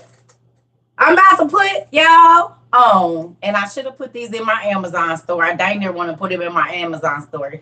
Is that ugly that I want to put them in my Amazon store first? Can I put them in my Amazon store? Because I'm about to get $2 off of this. No, I'm just playing. I don't even care. Y'all know I don't care. I don't put nothing. I don't even be putting nothing in my Amazon store, which I need to. I really do need to, because I'm gonna be honest with y'all. All of the money that comes from the Amazon store goes to buy books and stuff, and I haven't been, so that's really not good, because those proceeds, everything from the Amazon store goes to Tatnot Place. So really, all these times that I've been having y'all go get this stuff, all of the money when I used to put it in there, that it just ain't been done, because I ain't been putting nothing in there, which is more books for people and stuff like that, because that stuff went to buying books, and that was the extra little money every 2 months, to a little chunk to be able to go get more books and stuff. I just haven't been doing it, but I will. I gotta start putting that stuff back in there, because that's more money for Tatnot Place, and that's really what that was. It was Tatnot Place and all of that. It just be a lot of work. I mean, because y'all got to realize all that money goes to Tatnot Place. So it just goes right back into our communities. That's where it goes. The YouTube, the little advertising for the rewatches or whatever, all that stuff goes into the Tatnot Place account. Everything that we do, y'all, goes to the Tatnot Place account. You know what I'm saying? Everything that we do, if it don't go for classroom tools, you know what I mean? Stuff so that I can show y'all, hey, this is what you're supposed to have, or a book that we going to be reading or whatever. Everything goes to Tatnot Place. This is how we're able to give out the grants that we do. And they're not a lot, but I guarantee you this. Excuse me. I know for a fact, because I see the emails.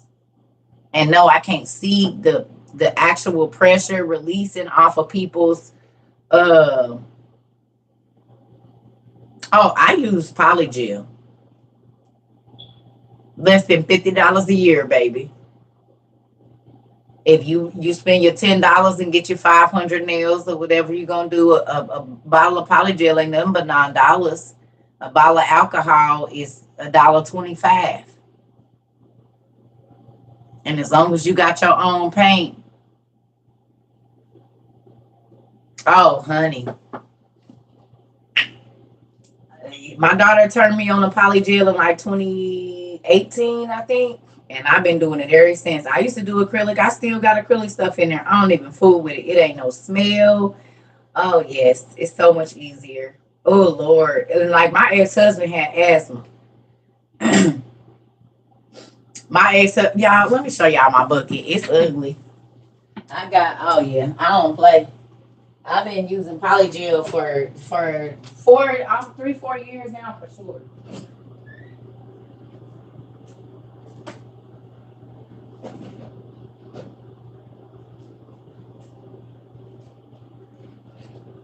Now, some of this got acrylic stuff, because y'all got to think I had this forever and ever, but this is my nail book, and I've had this for years too. It ain't, all of this is because I used to do my daughter's nails.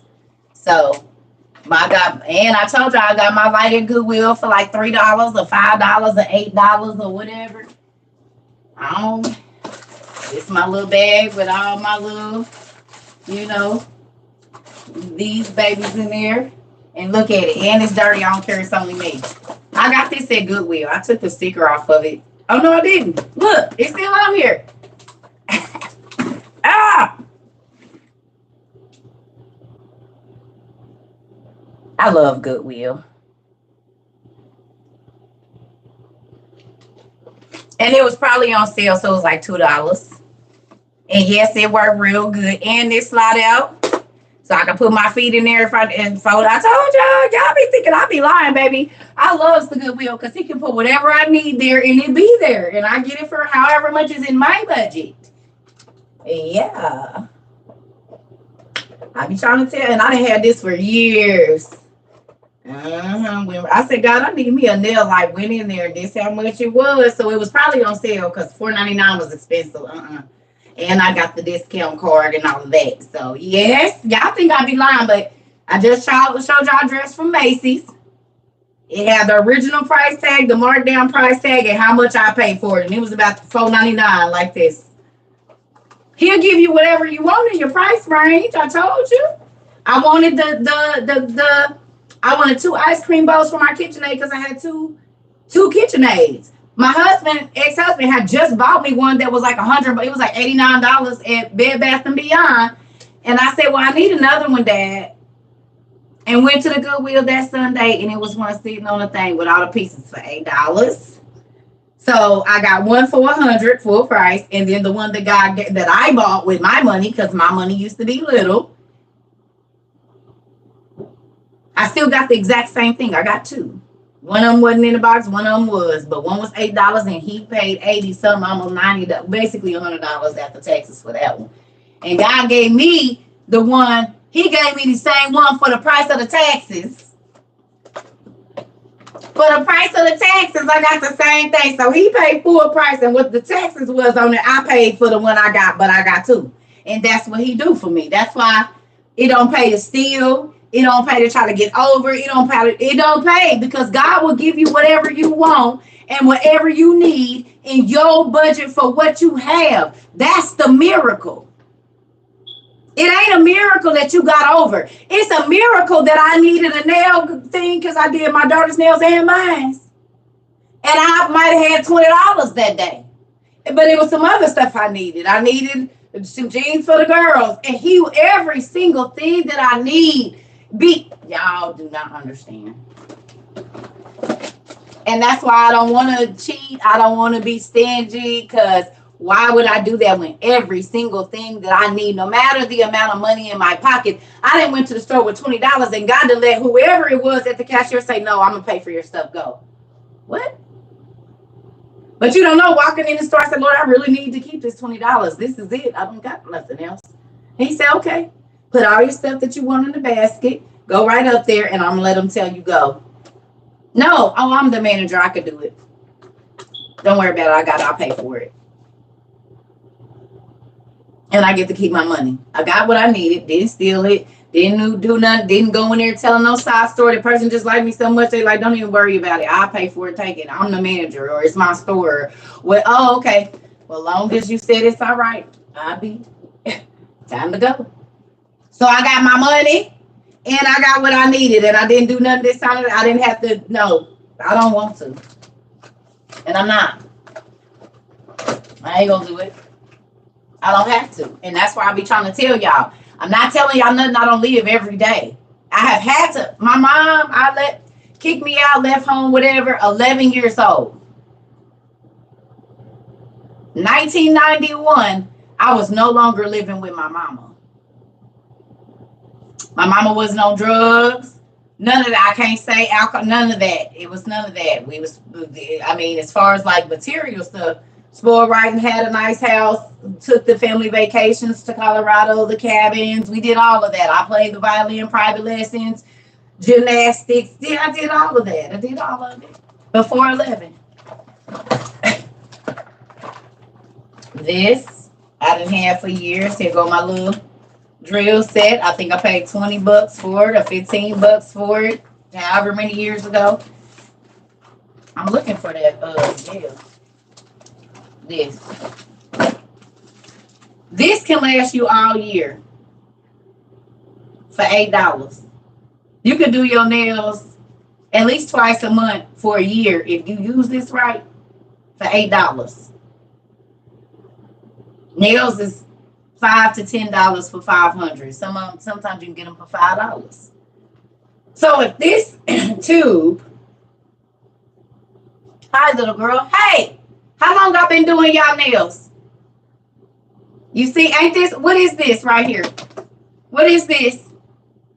How long I been doing? How long you was with? How old was you when you got your first set of acrylics that I did?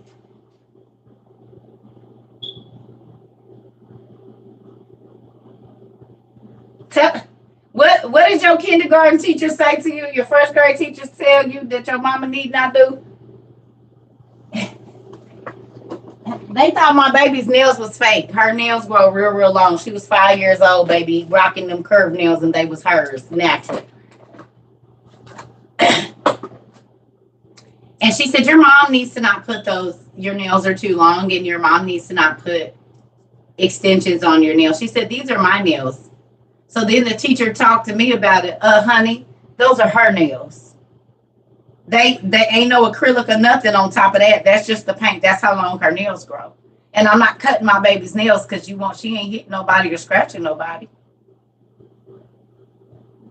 Oh, listen, honey. They used to go in there like little ladies. They wraps used to be whipped. Honey, I didn't have much, but I kept that hair and the nails and stuff together, baby. Now, we might not have been wearing no expensive clothes or none of that, but yeah. And they were still nice. They knew how to step in their heels and put their slacks on in the 5th grade when they had business day.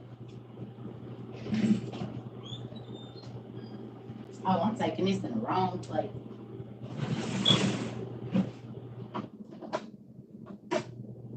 I ain't even gonna lie, y'all. I love it when my kids come in on cue.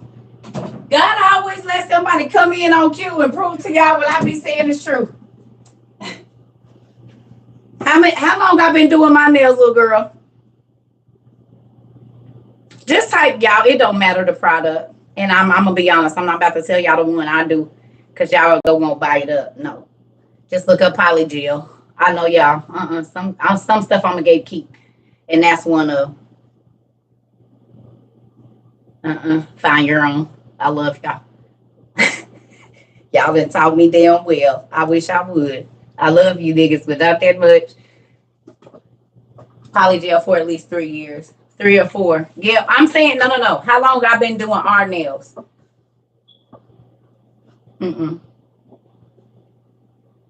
Nope.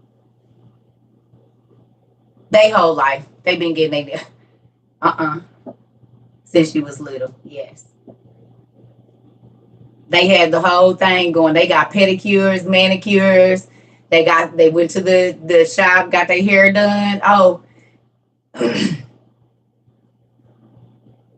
Yeah. But see, I freehand mine though. I can't, yeah, you can use the mold, but because I went to beauty school, so we didn't have no molds coming up with that acrylic. You had to learn them beads and whatnot. So it's easier for me to freehand it. Like my cousin, she had sent me the molds. I got molds, but it's easier for me to freehand it. And that's why they be a little irregular. But I'm just used to freehanding it from acrylic, so I just do it. But they do have the molds, and you could decorate and put all your stuff in there. Listen, for under $60, you could have 2 or 3 years worth of nail stuff if you do it right.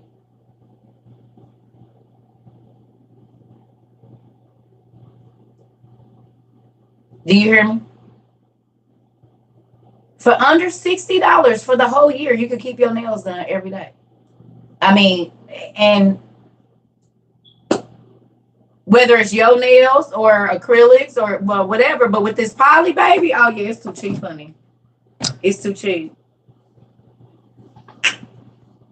And I'm about to put y'all on to something a young lady put me on to last night. I was gonna wait, but let me show you what they got. I said, oh, I'm about to put my babies on. Yes, you will not have to spend no more money. You will not have to do it. I'm about to show y'all something. Tell me you love me first. This is what I used to make my. Tell me you love me first. Tell me you love me. I used to make my kids. Tell me you love me now. You got to tell me you love me first, and then I'll tell you I'm about to put y'all on.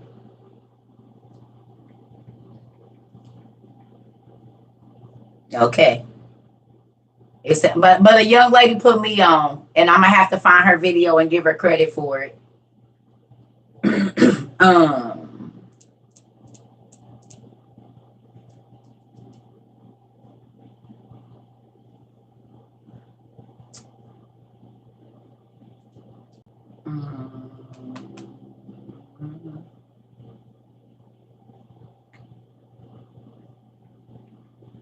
When I saw this young lady, I said, she's so smart. I got to find her thing so I can give her credit for it.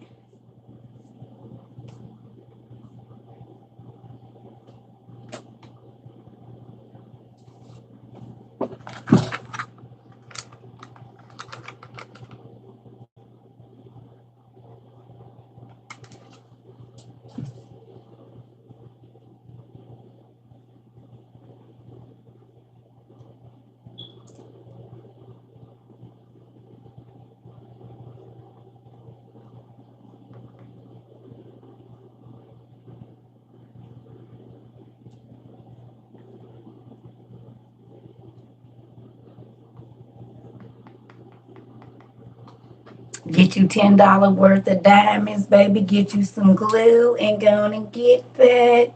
And they got all the ones. They got black, they got white, they got pink, they got mixed, they got all of it.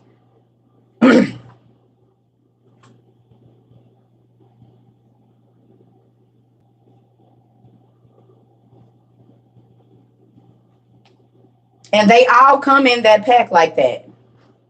See, they even got the pastels. Look. So $20, you got all the darks and all the lights. You got 1,000 nails.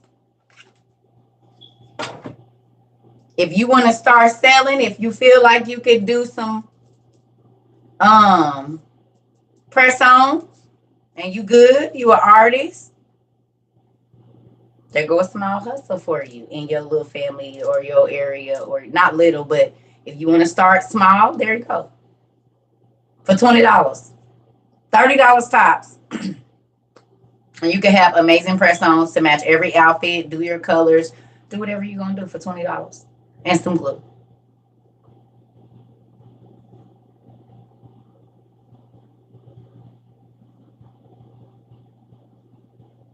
Can you stay home for 24 hours? Oh, no. Thank you so much. We've almost done it. The longest we've been on was 13, no. Okay. So, you do not have to break your pockets to be cute. And let me tell you something. What's crazy is this is not a new idea, really. Because they used to kind of have this back in the day. It's just coming back. Because I told you, my aunties, they did nails. And they did them with the old school acrylic that be about to kill you and all of that. But they nails used to be real, real thick. They were like Cali nails. The real long ones with the diamonds in them, the money in them, with the chains hanging and all of that, baby. They nails used to stay together. And then my cousins, they kept you know what I'm saying? I was a French tip girl for a long time because I worked in certain places or whatever. But my cousins, oh yeah, baby, I'm talking about they spent $250, $300 to get their nails popped. This was back in the 90s and early 2000s. That's why when people doing it now, I'm like, but they been doing that. For my cousin, for her nails and her toes, I want to say she didn't pay under $300 every time she went. And this was back in the early 99s, 2000s. So that's how I know they paying. I just seen a girl last night. Y'all thought I was lying. I just seen a young lady. One of her sets was $500. And I'm not cutting into nobody money. Because some of y'all, we got some dope nail artists that follow, like this in our community. It's 2 chicks for sure. We got some dope nail artists. I'm talking about these young ladies is cold with it. I be on their page. I don't know if they be seeing me liking their stuff. But baby, we got a cut. I know for sure it's 2. It might be more than that. It's the people that honey, they cold. I was like, ooh. Ew. Too bad the world is about to end, because if this would have happened 2 years ago, baby, I would have been having to go visit some people. Because, honey, we got some, when I say we got some talented people in the Circa Trova community. Cold. I'm like, if we put together some type of art studio, virtual, like,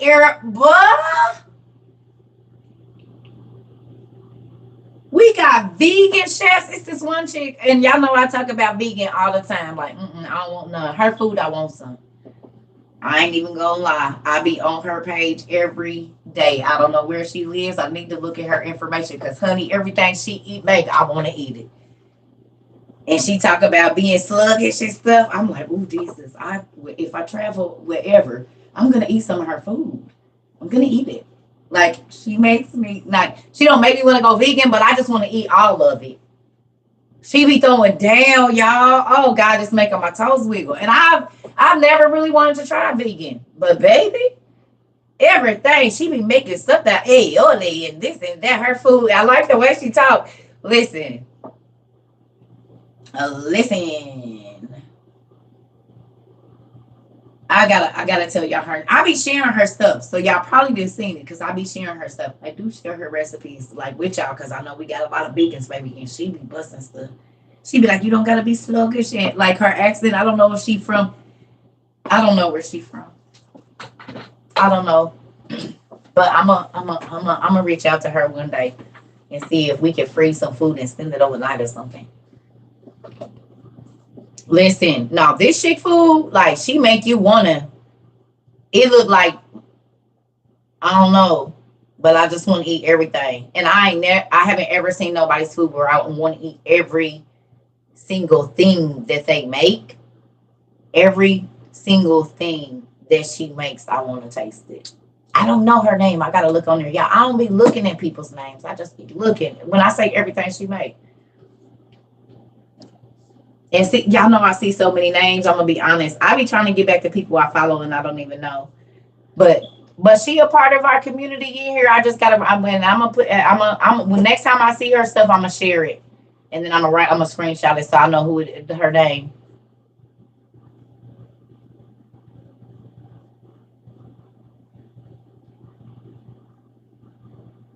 I want some of her food. I want everything she make. Everything she make. I ain't seen nothing yet that didn't want me. I be like, dang, I know that's good. Like I can tell it's good. I can tell. You don't ever see any of my posts? I gotta find her name. I gotta find her name. Hey, y'all gonna like watching her food too. It's very soothing. Y'all don't see my repost?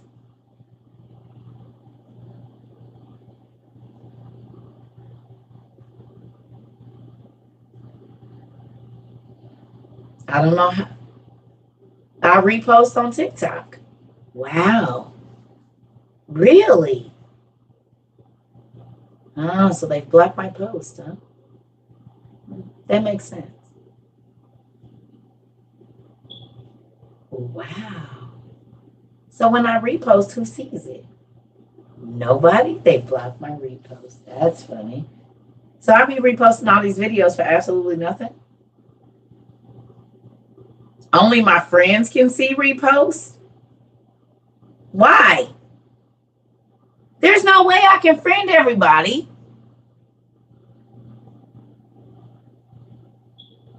Add FYP.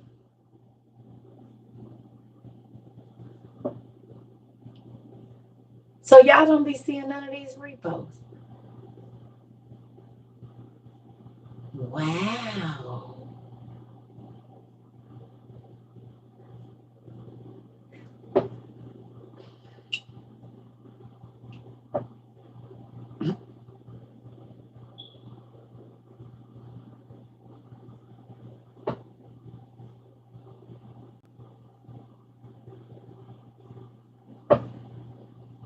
And listen, and when I say yeah, and I think she could do it. I know her food tastes good.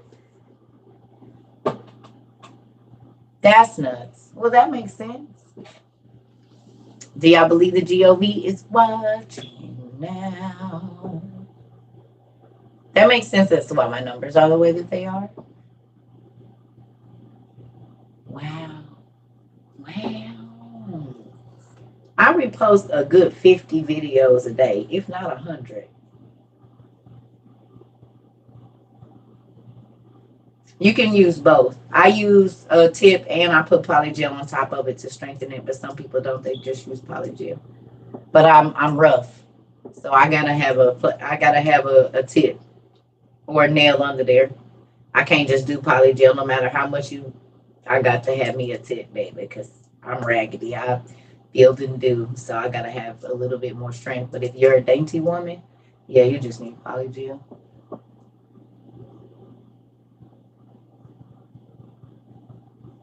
Mm, makes sense. I told y'all. Nobody be believing me when I tell y'all this has been my lifelong thing. I post on TikTok all the time, every day.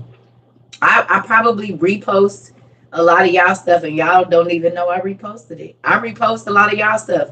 The stuff y'all tag me and I repost it. It's a lot. That's why I'm going to tell you what's crazy. There's a lot of stuff that y'all tag me in that y'all don't know. I being shared it like 2 days and then everybody will start tagging me in it. But I shared it 2 days ago. That's why I thought that you guys were seeing my repost because I'll share. That's how I know it's a lot of people watching too. It's so many people watching that don't like, they don't follow, but they watch.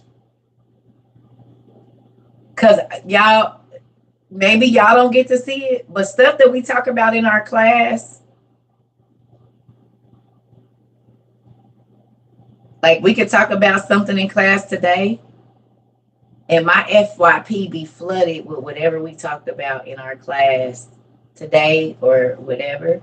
Like then I just see all of this, like on all of these different, from all different. It'd be the, and I'll be like, well, nah, nah, nah.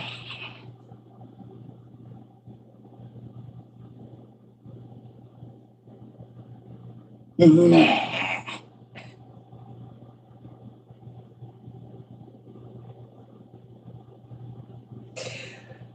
No, it don't be my specific post. What I'm saying is they watch, they learn, they get the information, and you got to think they get the books. It just, I've been, listen, I was on TikTok last night. I was looking and seeing and watching, and it's different. I don't care what nobody say. I wasn't on here long, but I'm excited for you page. So it's just newer things, not the people.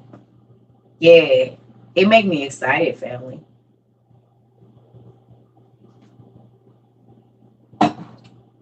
That don't make me sad. That make me excited. Because people are not just taking whatever's put in front of them. Y'all know how many church people's lives have been transformed?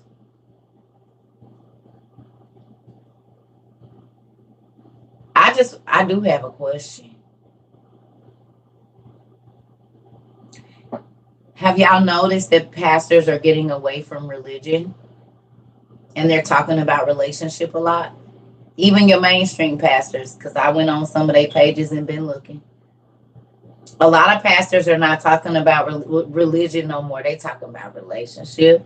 They're being more transparent about their sexuality, about being alcoholics. It's a lot coming out right now.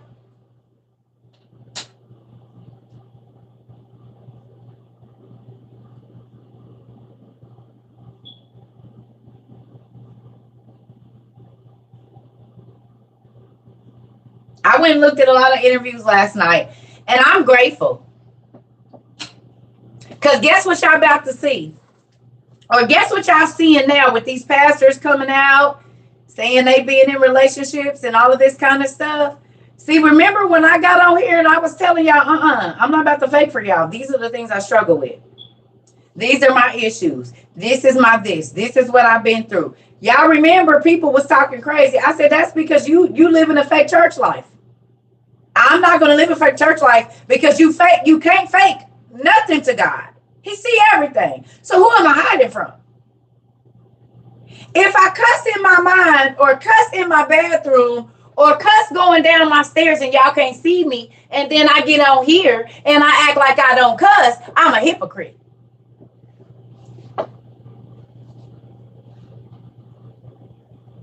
If I act like when I see a big tall tree, no matter the skin tone, 6'3", 255 pounds of solid muscle.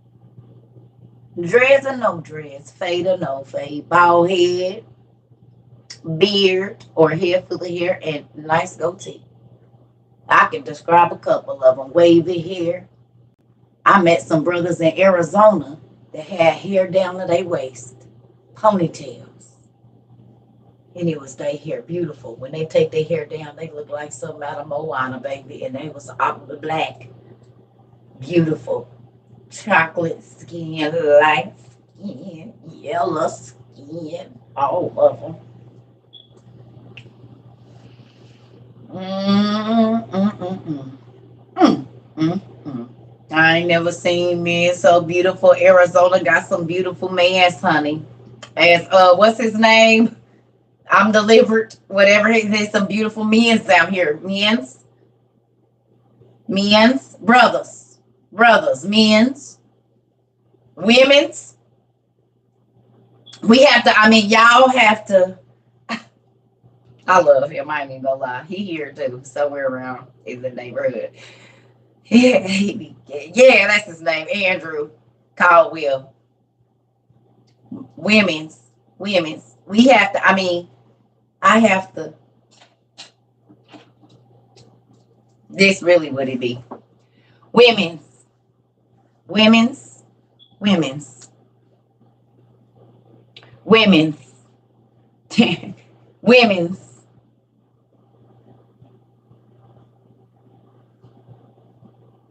Women's. I love him. I ain't gonna lie. I be watching them because I know people. I've been in the Apostolic Pentecostal Kojic. That whole I know. I love him. He said, "Now listen, women, y'all flowers. They are beautiful roses." I just watched him the other day. I love him though, because he himself. He don't care. He gonna be himself, just like Circus. See, we stand out. We gonna live our truth, whatever it is, baby. That's why I watch him, because he live his truth. He's going through it. You can see he be speaking in a certain voice. With the renewing of his mind, he changes it to a baritone. See, other people are laughing, but I'm watching that young man trying to transform his mind. I don't care what nobody say. Because now we see all of these things that are coming out in the church, but that baby has the courage enough to transform in front of y'all. The I'm delivered man, then being with a woman. Whereas before, he probably, like he said, he probably wouldn't have did that. But God is working on his mind, and y'all laugh at him.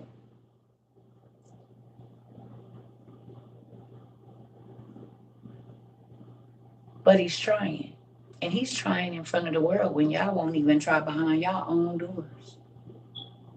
We won't even try behind our own doors. But you can watch that baby be talking and he'll correct himself. Brothers.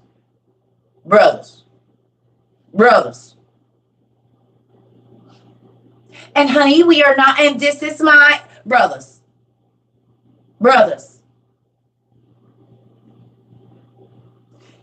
You're seeing something. And if y'all just looking at it for the fun, you done missed the whole God's whole plan of what's happening right there. I've been watching him since he said he was delivered, and people laughed then. It don't matter what you see right now. It's a young lady on here. People are giving her a hard time because she's ex-LGBT whatever. So if you can respect a person's view of coming out, why can't it, when they change their mind to something else, why you can't be supportive? Why you got to bash them? You wanted to support in one thing. That's conditional love.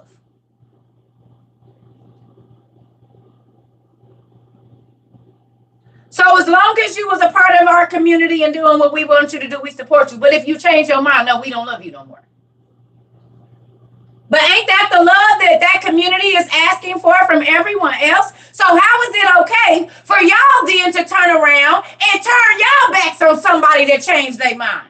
But y'all expect everybody to accept whatever your number or letter is in the thing. That's hypocrisy. Don't talk about a church person, a minister, a pretending L person, and I'm speaking on it. Because if y'all can turn y'all back on somebody that was in y'all community, what's the difference in us not accepting certain things that y'all do? Make it make sense.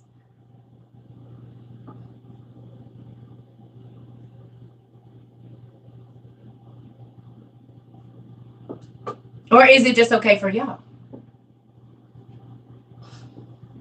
You all say you're different or whatever it is. Now they different. They mind and changed.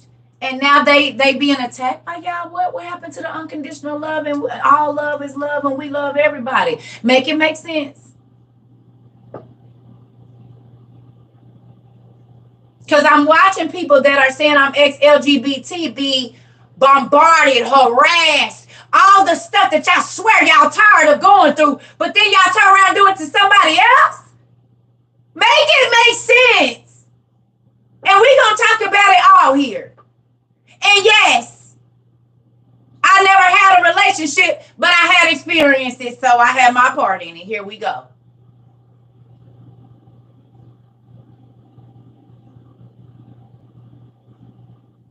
We ain't gonna fake and shake for the church and talk about them. We're gonna talk about all. We're gonna talk about white. We're gonna talk about black. We're gonna talk about LGBT. We're gonna talk about everything. Drug addiction. We're gonna talk about all of it. We're not shying away from nothing because that's the issue. You, or they. That's why I put my stuff out here so that y'all understand. Listen, y'all know my story. Y'all know it. Y'all know it. And I tell it because, one, you can't make me be ashamed of nothing that God brought me through. And I still got my mind, my health, my sanity, whatever. And the fact that I can help people. You can't take that away from me. The joy that I have, the world did not give it. And the world cannot take it away. That is a real thing for me. Because when I was down deep, dark, in my depths of ready to go, the world just kept adding more weight. And kept telling me how I wasn't and I would. But God, that ain't God. But one thing that God do is get to the root of the problem.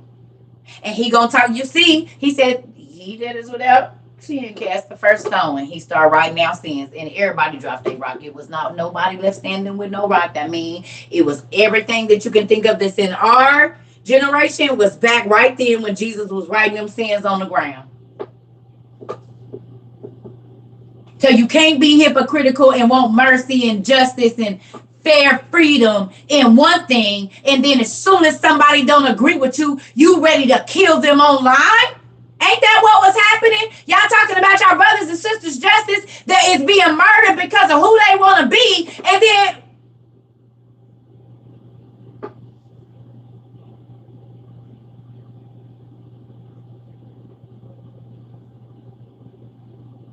that's not equality and that's not fairness. So you can't ask for something that you ain't giving. So don't be mad.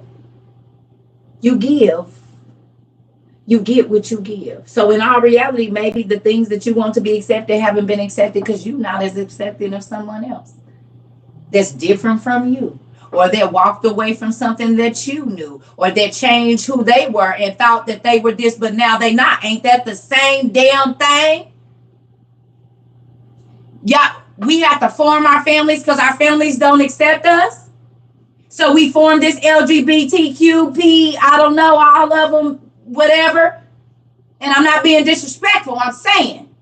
But then if a person walks away from your community and feels though that decision is not right for them, now y'all have become us and they have become y'all.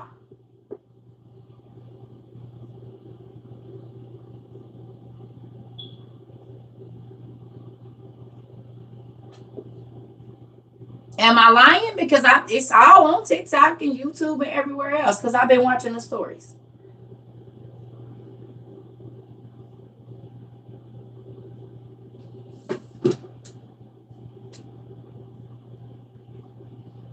So it's okay for you to transition, but it's not nobody else. So it's not okay for them to transition because it's detransitioning is still transitioning. So it's okay for you to transition and to be recognized as whatever. And if a person is offensive, but when a person detransitions, they don't get that same respect. Okay. I just be trying to make sure we clear because I don't do funny stuff and I don't do gray areas, just so y'all know.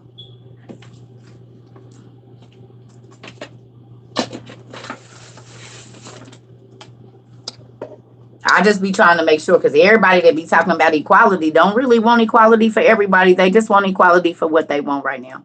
And the same graces that they're asking and the same mercies that they're asking for, they won't give them. And God be knowing that in folks' hearts. And that's why certain stuff y'all don't see it. Because you can't fool him.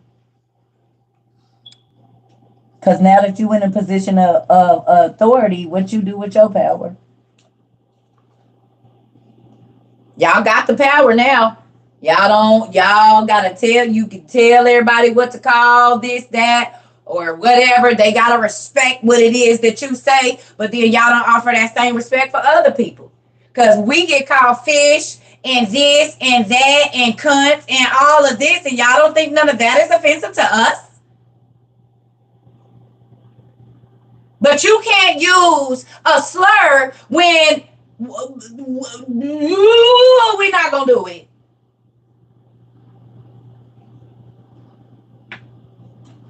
Cunt. Excuse me?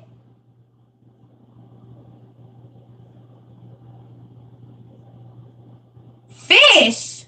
That's not a nice term.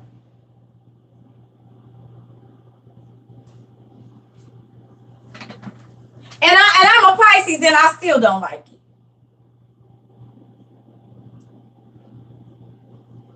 And it used to be a big term back in the early 90s, late 90s, early 2000s. Fish.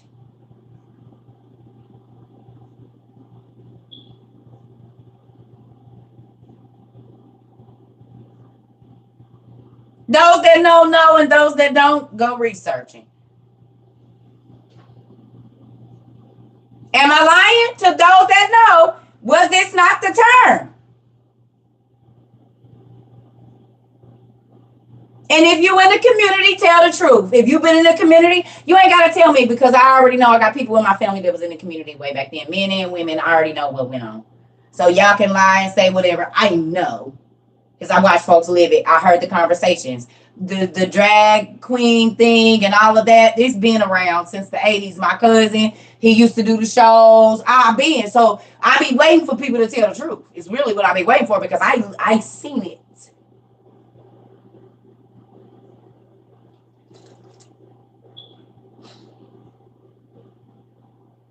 So how is it okay to be hurtful, but you don't want nobody to say, I just be trying to figure out why stuff don't be fair. And this is why I told y'all in my house, 25, I had 4 kids. If I got $1, it's 25, 25, 25, 25. We not doing that.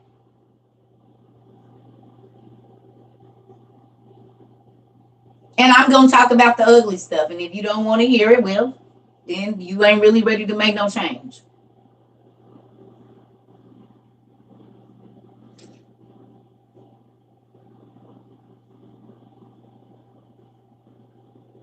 Because you can't isolate people that now want to detransition the same way you feel like people isolated and made spectacle of you when you were transitioning. That's not okay. And that's being a hypocrite. And so then don't talk about the church people that's fake church people because you a fake lover of all. And all love is love. So then you're not even living by what you say is on your flag.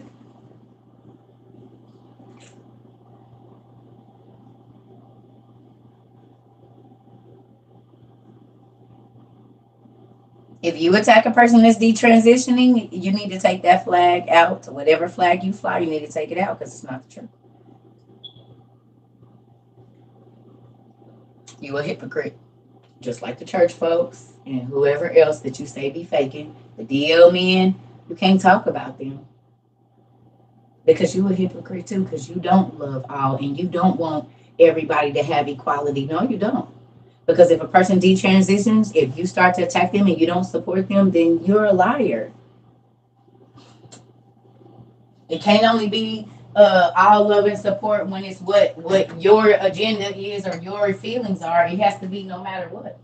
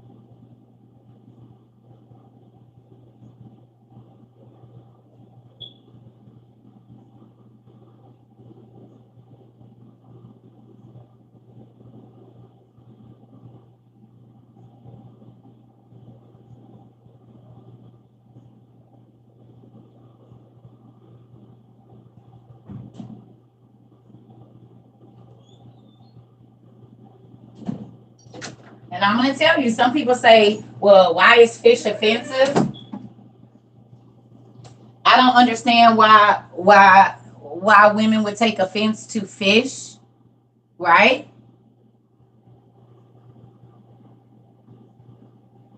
Right? But I don't walk around calling other women fish.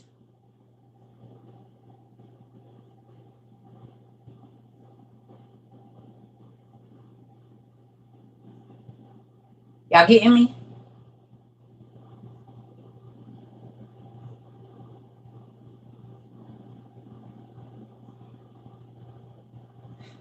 So if you coming over to our side, get our vernacular together too. Because you can't use slurs that are against, if you one of us, there are certain terms we don't call each other. So then stop it. If you in our community and you rocking with us and you want to be recognized as a natural woman and whatever, then there's certain words that you shouldn't be using. Come on in, or whatever you're going to do, but we don't talk like that. The B word slip out, okay, because that's our best friend. But the rest of those terms that be being used, especially in an attitude like way, if you a woman, you're not doing that. So then stop.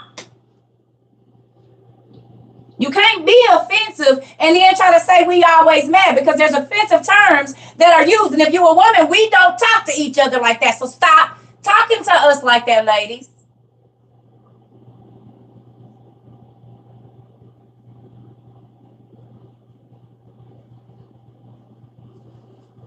And stop talking about us like that. If y'all in our sisterhood, then there are certain things that shouldn't ever even come out of your mouth, because we don't talk about each other like that. So stop it.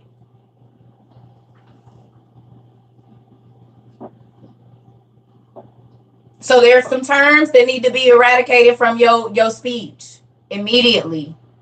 If you in our community and that's what you're doing, then hey, why is y'all using these horrible terms towards us then? If you consider yourself a natural woman, those are terms that don't come out.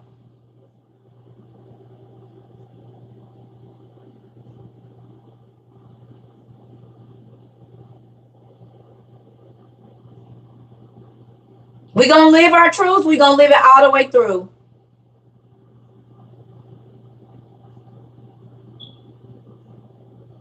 It might be a compliment for some, but some of the people that I ran into in the early 2000s, that was not a compliment. It was not a compliment back in the late 90s, early 2000s, and in the 2000s, depending on the what's the name, that was not a compliment. They might have turned it, the younger people might have turned it into a compliment. But back in the day, that was the same thing as calling a gay guy the F word.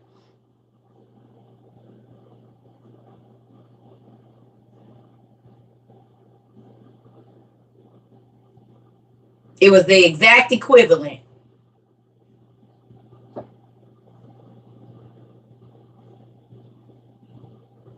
So I'm saying, if these are the equalities that y'all want, y'all have to, you can't ask for something you're not giving. And this isn't everything. White folks, black folks, mamas, daddies, nothing was said. Nothing was said, y'all. We just talking. We always gonna talk about issues. I'm talking about stuff that I think about and things that happen that we just kind of hush up or put under the rug. But we have trans people in our community. We got everybody here.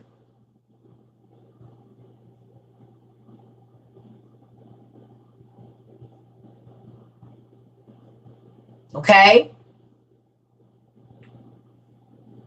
So young people, they might have told y'all that it's a compliment, but back in the day, babies, if a woman was called that, it was very hurtful.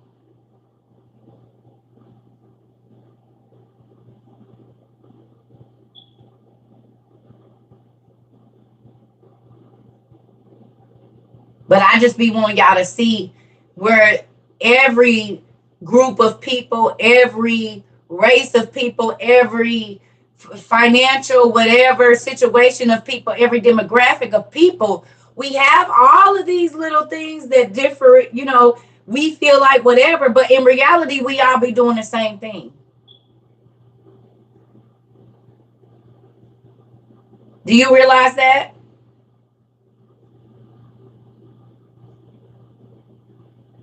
So, for those of you that are in the trans community, if you are trans and you run into a person that is struggling with detransition, you give them the same support that you would if you ran into a person that was transitioning. That is unconditional love.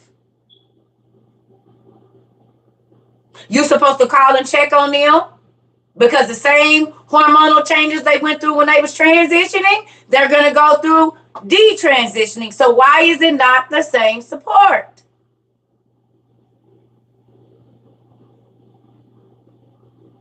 You cannot cut it off. And you can't ask for something you can't give. You can't ask for the world to accept you for you and then turn around and tell somebody, oh, I don't accept you if you detransition.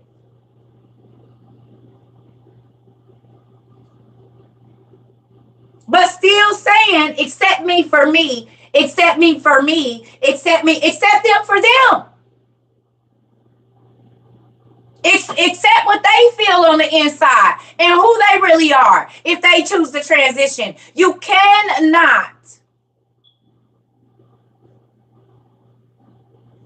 put a difference in, oh, well, if you don't want to be a part of the community, then we don't support you.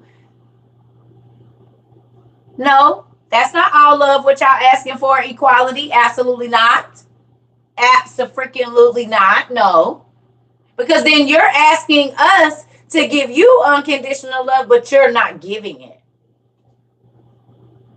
For a person that chooses to change their life in a way that you might not agree with. Which is exactly the complaint about LGBTQ plus communities of equality.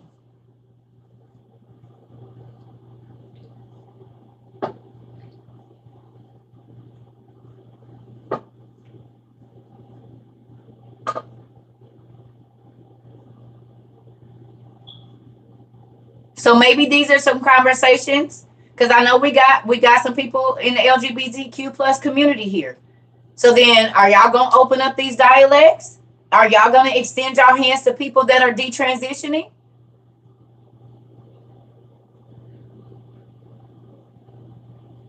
Are y'all gonna open up forums for people to come and be free and speak freely the same way that they did when we opened up?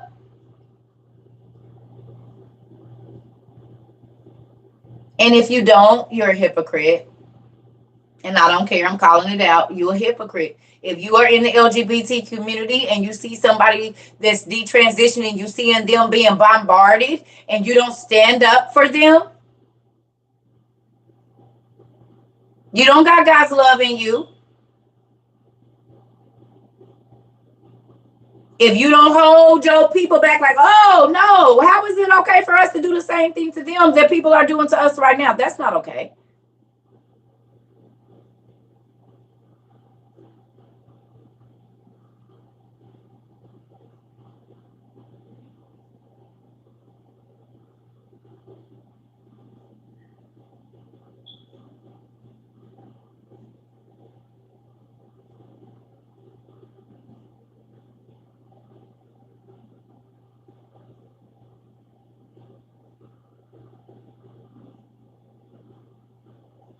If you see a detransitioner or whatever you want to call it, and you don't stand up for them and you're in the LGBTQ plus community, you're a hypocrite.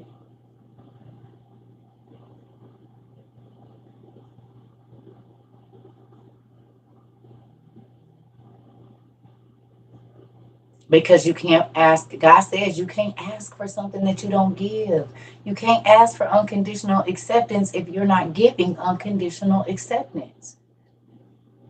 And that's in every situation. That's white folks, black folks, Indian folks, Asian folks, Spanish folks, whoever.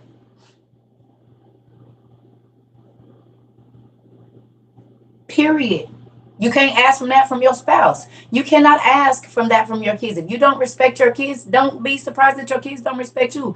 Even with your children, I told y'all, my kids was little, but I would knock on their door. and wait for them to say, they say, who is it? And I say, it's mom. Come in. Or if they was getting dressed, they say, hold on a minute. I'm getting dressed. Guess what? I didn't have no problem with my kids busting in my room. They always knock and wait for me to say, come in. You know why? Because that's what I did with them. Hold on, mama. Get my jammies on. Okay. I'm ready. And I will wait.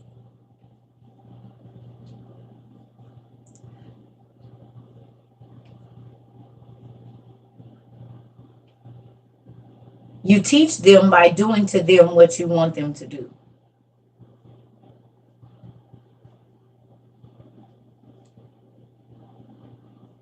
If I cuss at you, you're going to cuss at me. If I talk at you when I'm angry, talk with you, or if I sit down and I explain something to you when I feel like I messed up, then that's what you're going to do to me. Mom, sit down. What? No, don't get angry. Put your happy face on. Sit down. I got to tell you something. What? No, Mom. You have to listen. Go.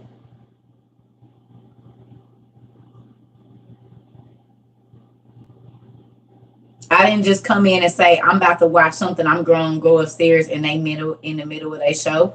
I waited until they were done and say, okay, this is y'all last show because mom's going to watch some TV.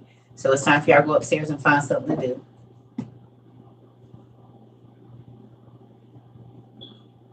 So then when I was watching TV, they would say, Mom, when you get done, can we watch such and such?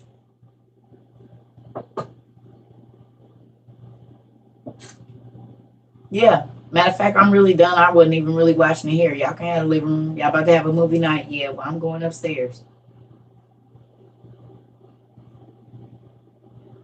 This causes you to not have a whole bunch of, because see, I didn't play no slamming doors. You don't slam doors in my house, but I know some parents allow their children to slam doors, but we don't slam doors.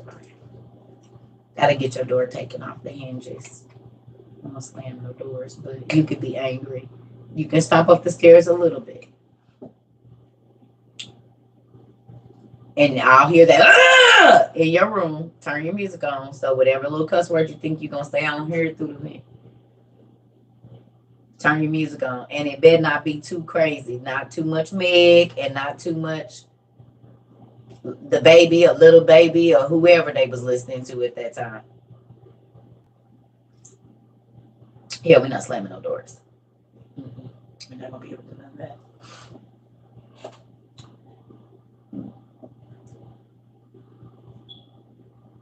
Yeah, baby. You're going to be respectful. Yeah. This is the thing. How you treat your children, they're going to treat you. Who believes that? How you treat your children is how they treat you.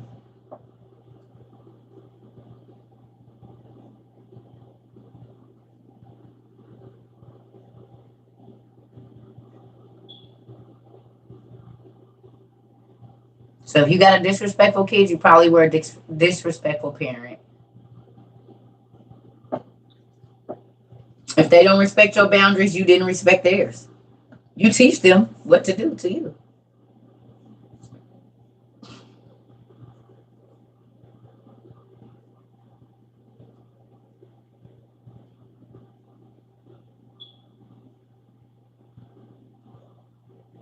So the things that I wanted my kids to do, that's what I did to them.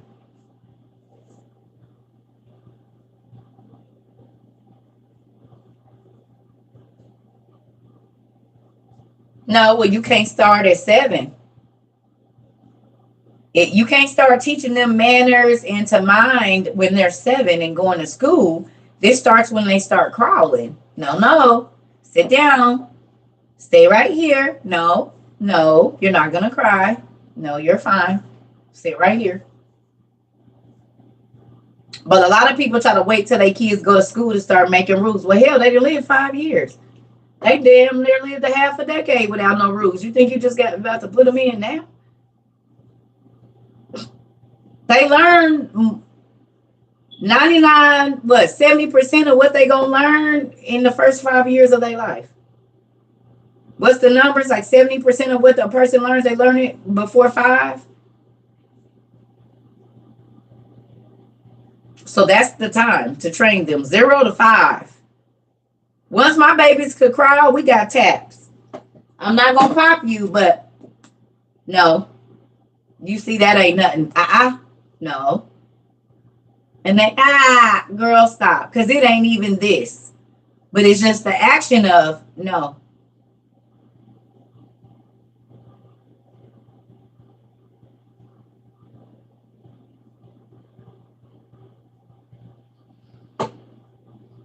When I asked my kids to give me something, I said yes.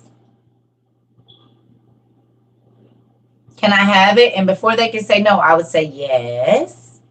And they would start shaking their hand. I say, thank you. Yes, thank you. Yes, thank you. Because if you say no to them all the time, they're going to say no to you all the time. No. No. I say, can I have that? Yes, thank you. They ask me something. Yes, thank you.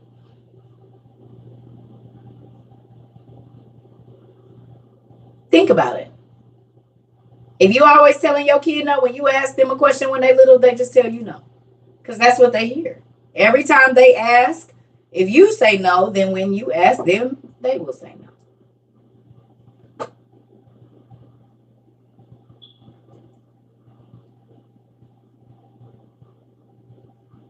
I say, yes, thank you. Here, mommy.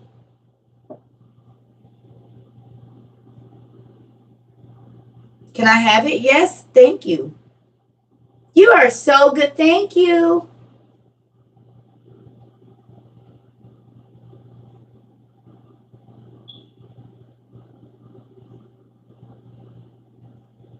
It's a real thing, family. So these are small things, but they go real far. Because guess what? If I call one of my kids right now, my kids are grown, and if I tell them no, they dang near be about to cry. Because they never really heard no from me. But they still were very disciplined children. But I didn't really say no. And that's what they said. My mom never really, now that I think she never really said no. I did, but not really. So then I didn't hear no. Can you go get me some water? Yeah, mom, hold on. Can you make me something to eat? Yeah, mom, what you want? Can you go take the trash out? Yeah, mom, I got it. Hold on.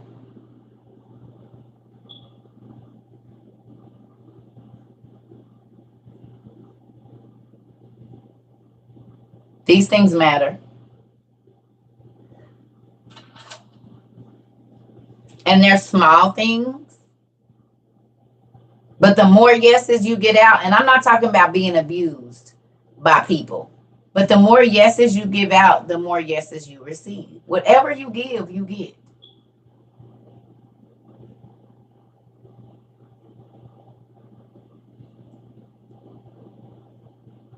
Yep. And it's okay to give timelines and stuff like that. Exactly.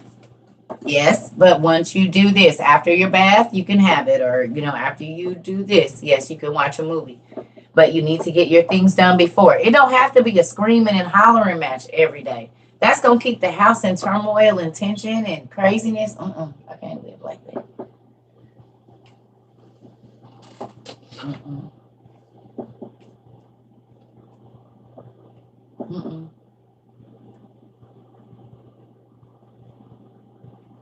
Mm-mm. Yeah.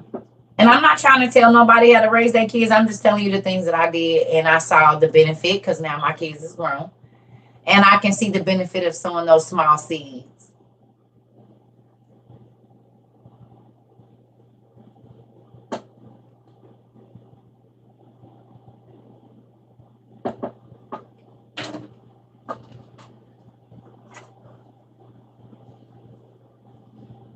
You've seen horrible things like your auntie getting slapped by the babies and they think it's funny. Oh, hell no. Because once they know they can hit you, then that's why they be hitting you when they wanted to. My kids did not hit me. They didn't swing on me or nothing. Not as 1-year-olds. They did not swing on me. I don't know. Maybe I just had a different kid, but yeah, they didn't swing on me. You know how kids hit their mama when they like 1 or 2? None of my kids have ever hit me in a rant or rage. No, they never swung at me. Not ever swung at me, especially when they was little. Hit. Yeah. Well. Mm-mm.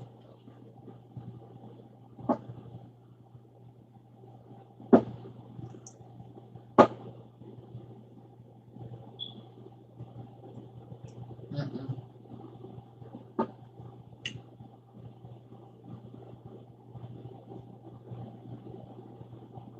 My mama said,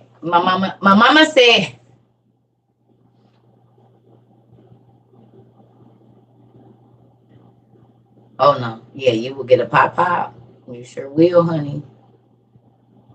That whole biting and whatnot. Yeah, my mama said if you now I don't know what y'all can get away with now, because y'all take y'all babies to the doctor for everything.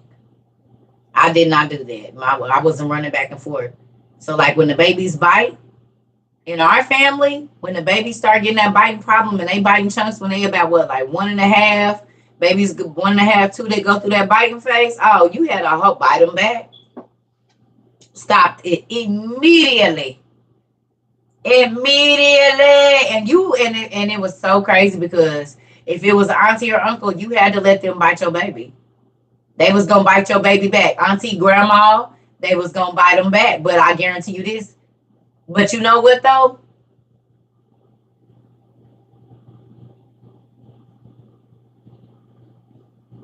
You know what's crazy? Think about how dangerous that is for your child. If you just let them bite, think about how dangerous. There's babies that are born with hepatitis C. There's babies that are born with HIV and different diseases that are carried in the blood.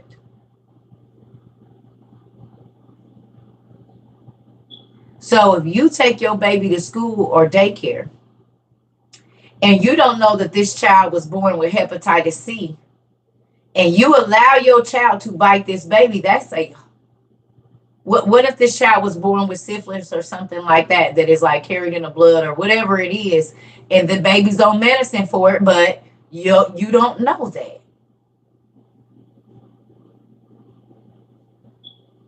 This is why it's important. And my parents worked in the medical field, and my mom is the one that said, girl,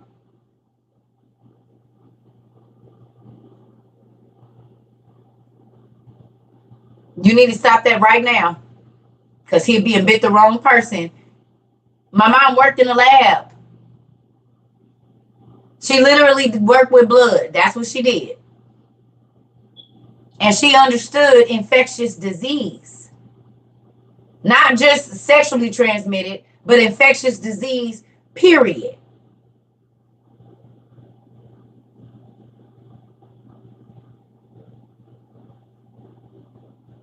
Have I heard of the young man which considers himself the Messiah? Are you talking about the one that the Jews call? She did. She worked in a blood lab.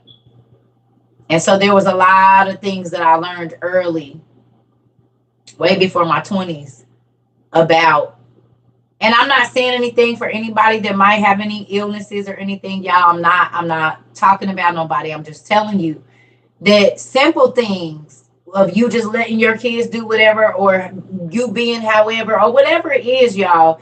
Like I said, y'all know we talk about all issues, and you don't think about that when you letting your baby just be your baby, and you feel like people shouldn't say nothing to your baby, but you could be putting your baby at risk by letting your baby do whatever they want to do, even under the age of 1.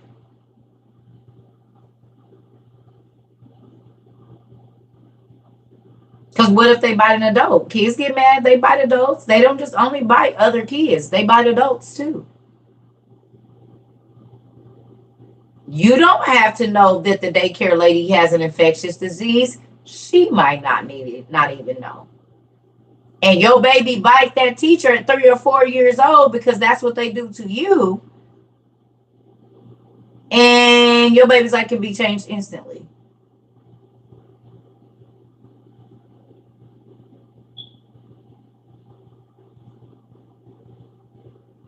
This the kind of stuff I thought about when I was a kid, probably because my parents were in the medical field. I don't know. But when I started having my babies, these are the things that I thought about because this is stuff my mama taught us.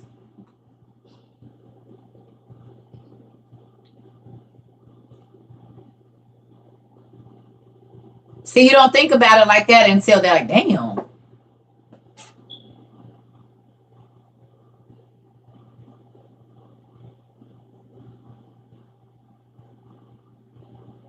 Yeah, I'm not. Well, honey, I don't know why you want some kids because my baby factory been closed forever. That ain't no happy thing to me. That kind of talk gets you blocked out of my phone and out of my life. I know it's women my age having kids, but I won't be one of them. I'm a whole grandma twice over. My granddaughter about to be, well, my grandson just turned one. Honey, no, my baby is about to be 20. What you mean? I don't, that ain't even cute to me. Now, it might be some other women in here that think that is just the dreamiest thing that you can say to them, but that's nightmare to me, hon. No. You hear that? The only thing y'all gonna hear in here making noise is my smoke detector.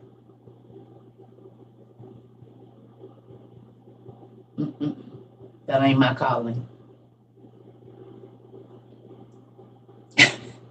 That is not my calling. Y'all want to see my pinky rings like red?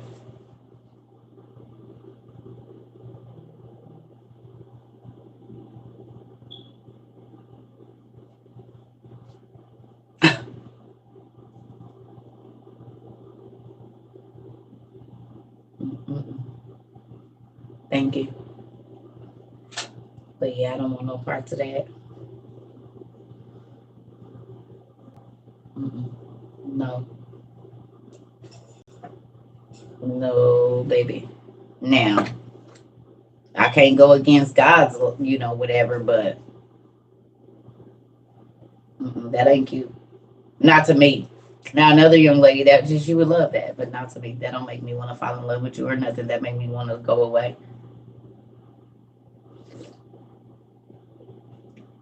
I'm just saying that's fine. I'm just telling you, you won't be the first person that say stuff like that. It don't have to be for me. I'm just telling you that I don't. That don't. Whether it's for me or not, you won't be the first person that mentions stuff like that. And I'll just be trying to let people know that ain't my life.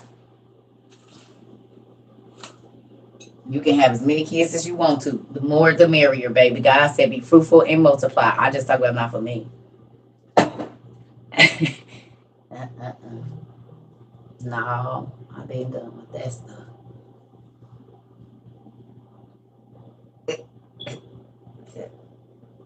No. That just made me get a hot flash. What you just said. Think about growing another human in my body. Oh my, no.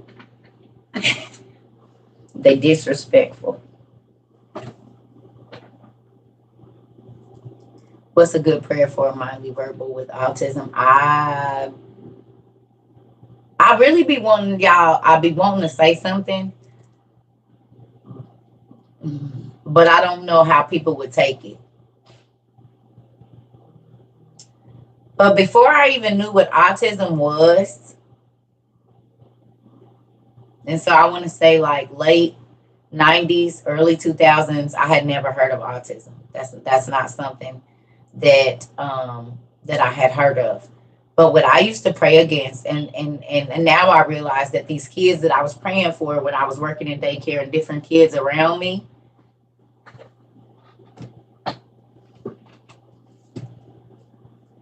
depending on how, like, one of my little cousins, she didn't really speak. And she would shake when she used to talk. One of my nieces. So when I was keeping her, I would touch her mouth. And I would say, deaf and dumb spirit, you have to leave. Well, that baby started talking full sentences in like in less than 2 weeks. She was talking, and she wouldn't really talk. She would shake, and she just wouldn't talk. And God told me to pray over this baby's mouth, and I would take oil and touch her lips every day, and I prayed over her, and she started talking. Yeah, and this has happened in other instances. So whatever the issue is, this is how you got to know a lot of it be spiritual. Okay, a lot of this be spiritual because they say it's neurology, right? Ain't that what they say? Like epilepsy and all of these, they're neurological, whatever you say, neurology diseases or whatever, right? Ain't that what they say? A lot of these different things are they come from the brain. Mm-hmm. And there's no reason for it. It's just something, a chemical imbalance or a misfire or this. It's always that. For whatever it is, they say that's what neurological. Thank you. They that's what they say it is. Okay. Well, I told y'all who my daughter was dealing with. She is more verbal since you've been asking, and she'll be more verbal. Mm-hmm. Mm-hmm. My daughters had to do with the neurological thing too, and I had told y'all what I did. I did what God told me to do, but I also grabbed her head one day and told that spirit, "You have no place here. You have to go." Speaking directly to her eye. And all of a sudden, light was bent, and where there was darkness, there was light again. And the light was bent, and there's no blood going to the back of her eye, but she can see. Whereas at first, this is what she saw. She went from perfect sight to no sight in one eye. Shadows is all she could see. Everything is still there. But I spoke to that spirit because spirits are sickness a lot of times. A lot of times, spirits are sickness. I'm not saying every time, but a lot of times it's sickness. I told the demon, "You don't have no place in my baby. You have to leave." And within 3 months, her sight was healed. No second, third, fourth trips back to no radiation and chemotherapy. None of that. No, you don't. Because this is a spiritual thing. It's not just physical. There's a physical manifestation of the spiritual thing that is happening. So I'm going to get to the root and tell that spirit, "You got to leave." And y'all have seen the pictures of my baby's head. The tumor is still there, but her sight is back and everything. And the doctor said it's medically impossible. No, it ain't. There's nothing impossible with God. But, if you put your hope in medicine over the God that made matter, then well, you deal with what comes with making them your God. Yeah, they started her treatment March the 6th, and her last treatment was May 15th. And her sight was already back before we went to Disney, and we went to Disney in September.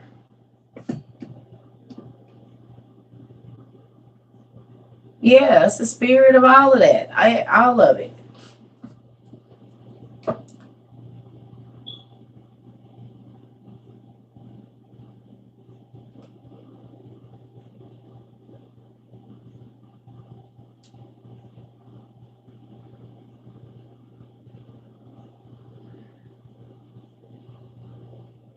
She's healed, and they said it's medically impossible. It's not.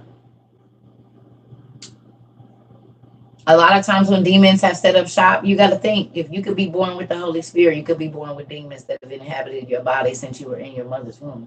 This is why the old people used to tell you, don't let people, strange women, touch your stomach.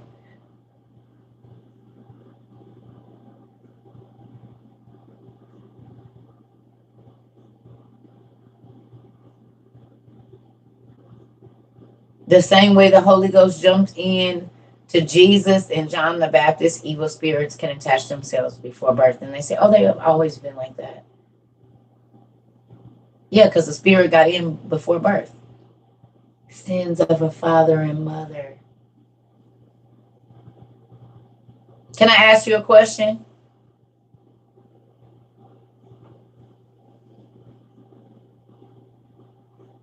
I don't have a misconception of you because I don't even know who you are, Mr. Jeffrey. You're taking it too much. I'm not. I'm passed on from that. I don't know. I don't have a misconception about nobody on here because I don't even know who you are. Please don't think for me. I don't. I'm. You can't be sure of that because I don't have any conception of you. I've never even seen your face. Your face is about this big. I can't see no facial features or nothing. I have absolutely no idea of who you are. If I saw you in a grocery store today, I wouldn't know. So no, I don't have any misconceptions of you because I don't even know you're a stranger.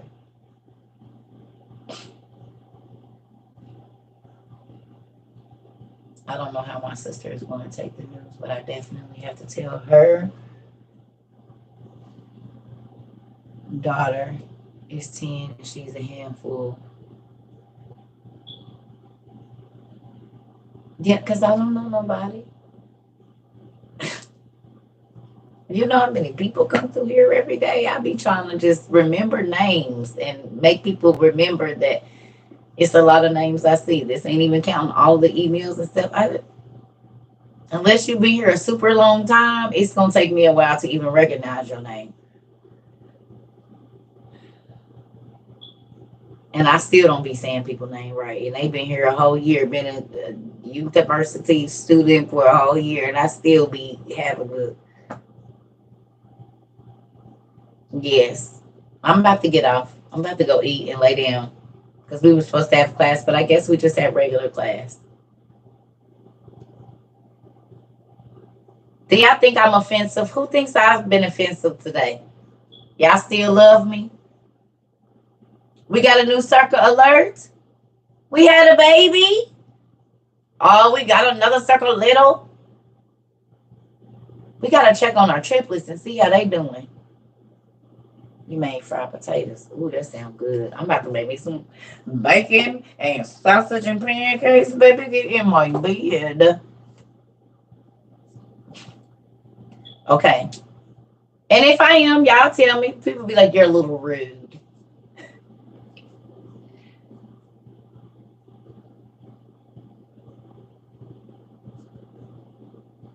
She's, yes.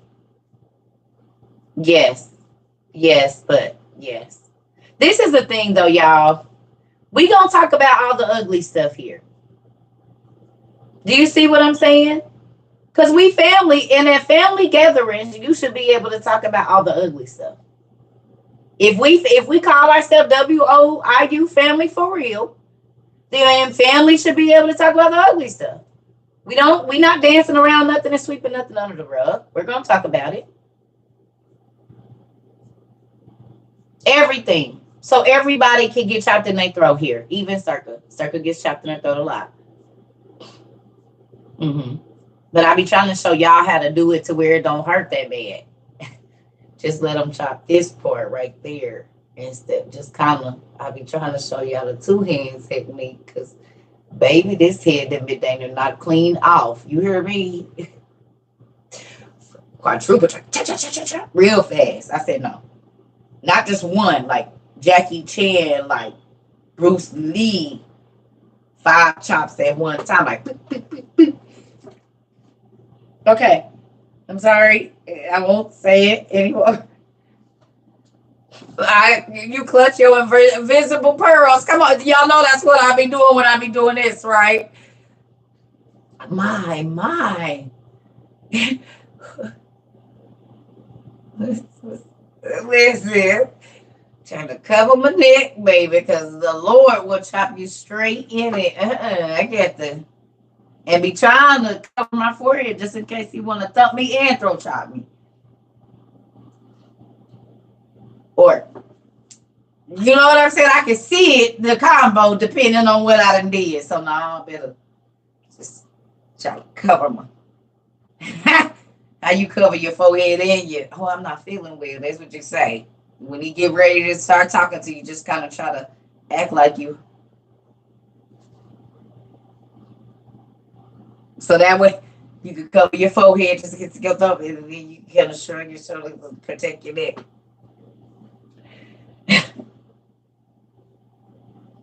So can I ask you a question before I go real quick? Who still thinks that Jesus is fluffy? And be honest, did you think Jesus was a fluffy guy before you came to the WOU community?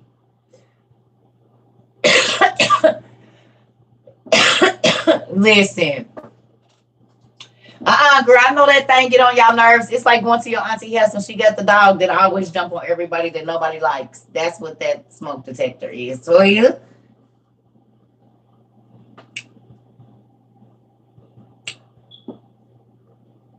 fluffy. Because the world sells you a fluffy Jesus that don't chop you in your throat. Oh, okay. He ain't fluffy to me. They sell you the fluffy Jesus. Everyone is saved and God is love and all of that. That's the fluffy Jesus. What about the killer Jesus? What about the unaliver of whole societies and everything you see around you, Jesus? What about that one? Or the one that just opened up the ground because a person stole a cup and let a whole 12, 20,000, 200,000 people just get swallowed up in the ground and close back up over them. And business as usual. Everybody go back to work.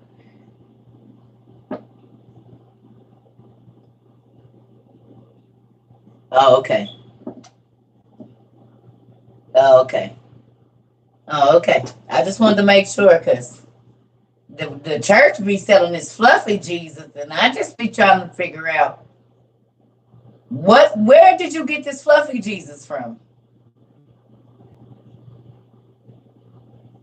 Where did you get a fluffy God from? God is loving. He will not hurt you, and he will tear your ass up.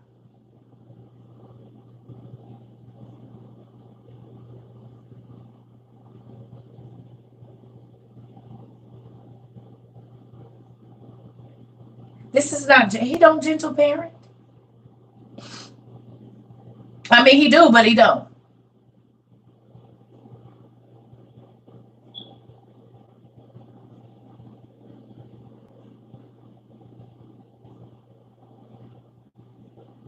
Uppercut, side punch, uppercut, side punch, head slap, hair pull. Like what? Knee jab, knee jab, knee jab. Like you ain't never had a fight with Jesus, have you?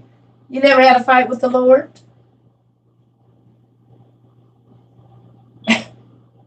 Body slam, right? Figure four.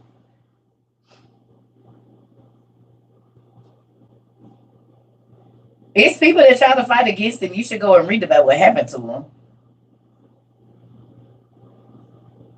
Have to go pick up my grandbabies. Okay. Okay.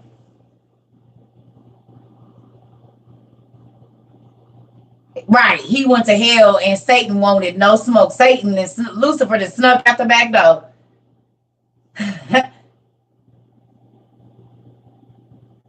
That's why I was like, I don't know what fluffy Jesus y'all serve, honey. What fluffy God y'all serve? Because the Lord, the creator of everything that I serve, oh yeah, he won't. Mm. Now he a little sweet if he's sweet. He'll give you a little grace, but once you done made it up in your mind that you his enemy, oh yeah, he coming now. He cuts the enemies right on off at the head. You don't even play with that.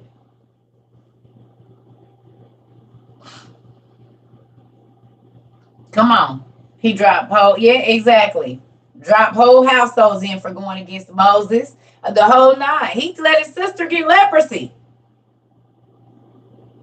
What fluffy Jesus do y'all be talking to?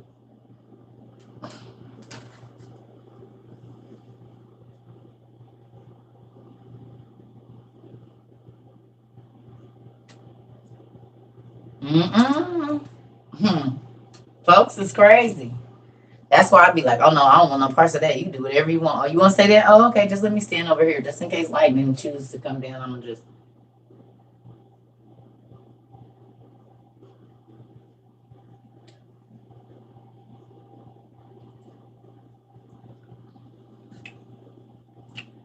Now we know how the Africans were powering their ships back in the day. The Persians and the ancient Mesopotamian and Assyrian kings, the Babylonian kings. They knew about that electrical rock that they found over there.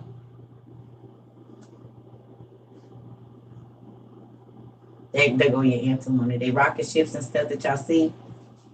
So now y'all see that I told y'all these was watches for real. And that's why we got this. They was watches. It just wasn't digital yet. But they was watches. This was their watch. They already had them. And in all the pictures you see. Well, y'all know where they at. Y'all done seen the pictures. They got a watch on.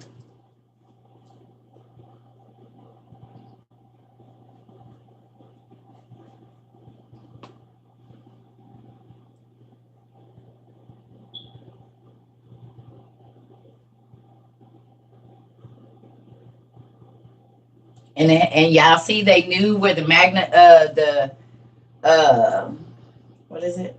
Magnetic pull was in the earth. They already knew. They already had compasses and everything. They had electricity. They had everything. The Bible says ain't nothing new under the sun. They had all of this. This is they watch.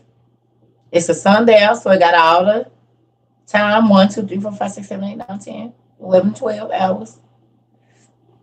But it also has the degrees and all of that. This was their watches. Yeah. In olden days, if you look at the ancient Mesopotamians, this is what was on their arm. And guess what they were? Seafaring people, a lot of them that had these.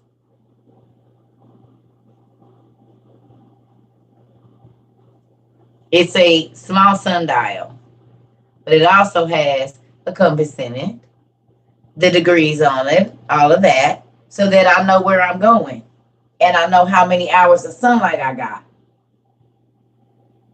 The Pharisees and the Sadducees, not the Pharisees, the Philistines were seafaring people. There were other people there.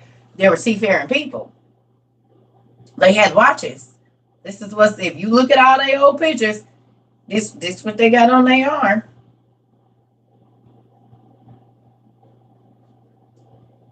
Do you need sundials too? I mean, I don't know. Do you? I don't know.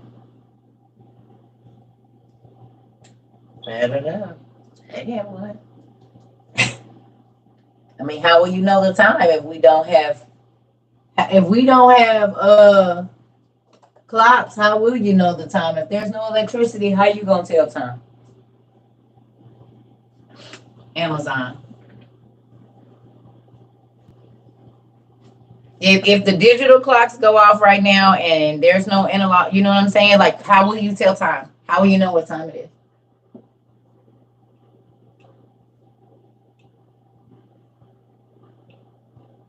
Because we don't use sundials anymore. So how will you know what time it is? How many? If you traveling on foot, how will you know how many hours you have?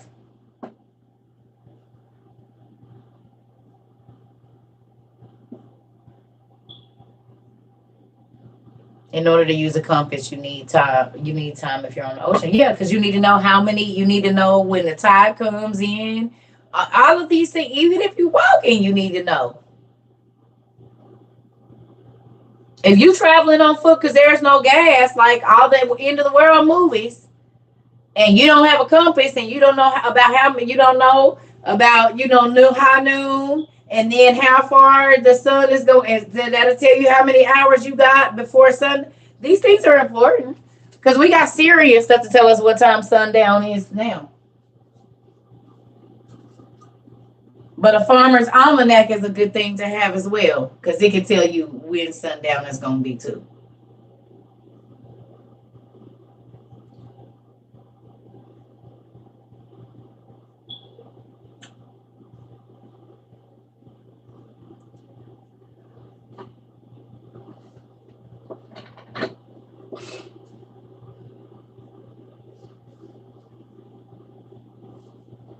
So if you need to know how many hours you have until sundown and how far you got to travel and if it's dangerous and then you have to worry about nocturnal animals, then these are going to be important things.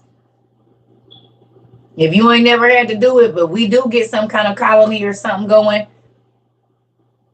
if you need to be put up into a certain area before the bears and stuff get out, these are important things to know before you be trying to walk through and you don't know. I mean,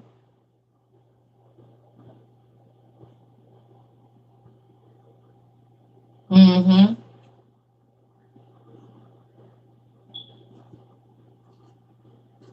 So think about those things, family. I'm just saying.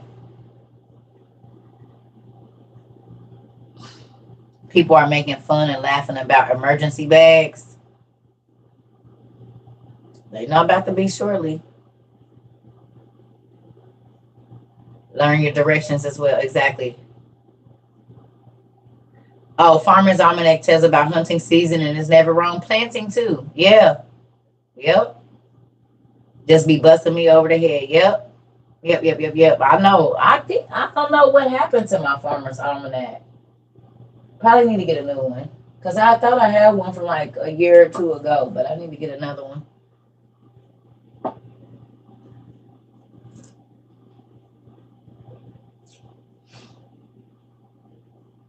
Yep, I do know that. But I'm just saying, how many hours of sunlight do you have? So Farmer's Almanac is a good thing to have. Just small, just you can get a pocket one. That be that yellow and red book. If you ain't never paid attention at the end of the thing at Walmart and them little books that they be having right there, a lot of times it's a small Farmer's Almanac right there. Oh, I know. I went to Walmart yesterday. I was in Walmart yesterday and they had that electric thing. I was like, so even if I want to come in here fast, I have to wait for this to open. I don't like it. I don't like that.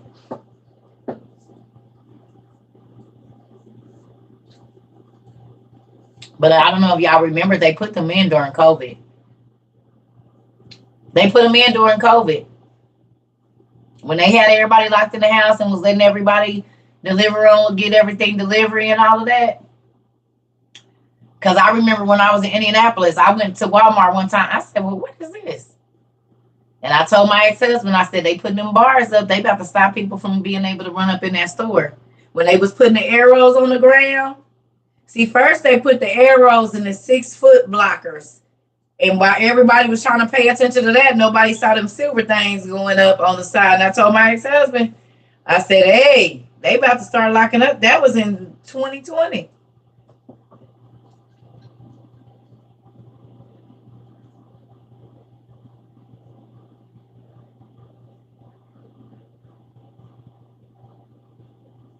It's crazy.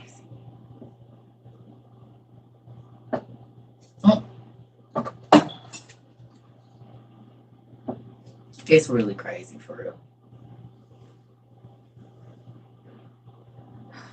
That's crazy.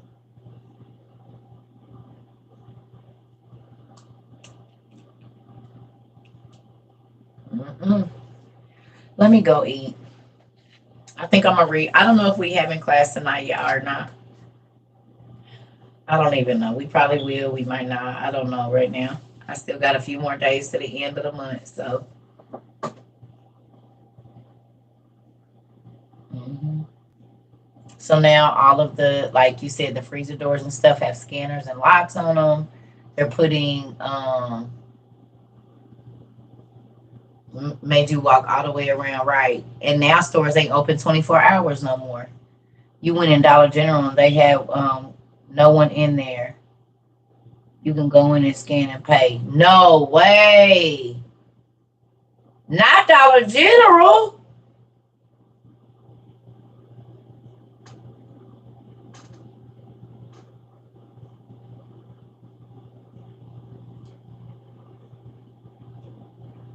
It's real now. If it wasn't real before, oh Lord, they done got my stuff, Jesus. They didn't got my stuff. No, I was home now for dollar. Oh no. CVS is like that too. Five Below is like that too. All scanners.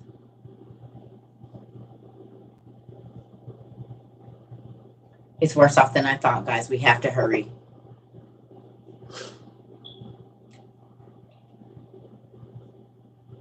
It's worse off than I thought. If they didn't trickle all the way down to those stores, yeah, it's worse off than I thought. We are faster than they moving. This it's faster than I thought. See you later, Mr. Quana.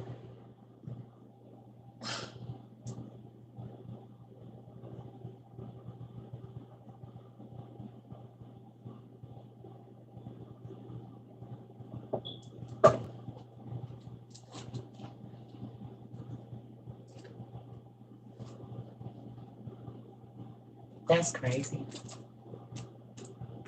All right, well. Walmart. I saw that doomsday clock. I saw they moved. That's another thing I forgot to talk about last night. They moved the doomsday clock up to 90 seconds. They moved it during COVID. And then they moved it the year after COVID. And now they done moved it again in 2023. I forgot they moved it 90 seconds to midnight. Sure did. We was like 3 minutes to midnight in 2020. 3 minutes or 2 minutes or something like that. Now they done moved it up to 90 seconds to the doomsday clock.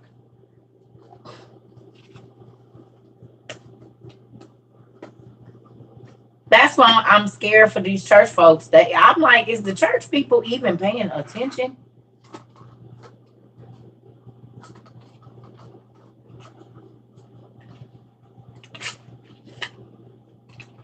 And now they moved it up to 90 seconds. Walmart got camping stoves. Thank you, Grace. Oh, that smells good. Okay. I didn't even open these last night. I was so tired. I couldn't think. My mind, I don't know. I was doing stuff, but nothing.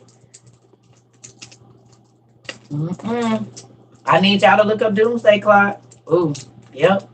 Who's happy that you went and got your mask and stuff now? I'm going to keep on asking.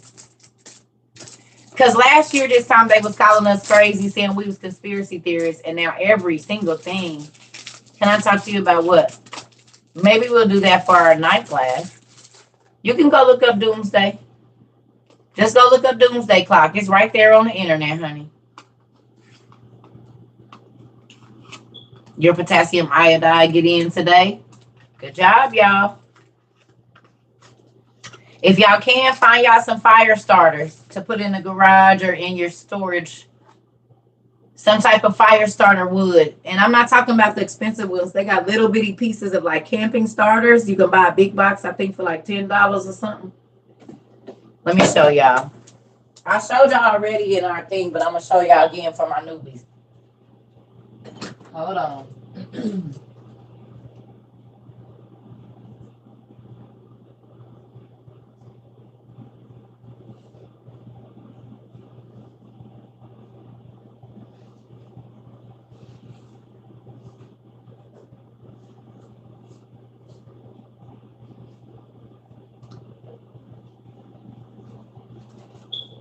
Now, you don't got to get this kind, but it's 10 pounds.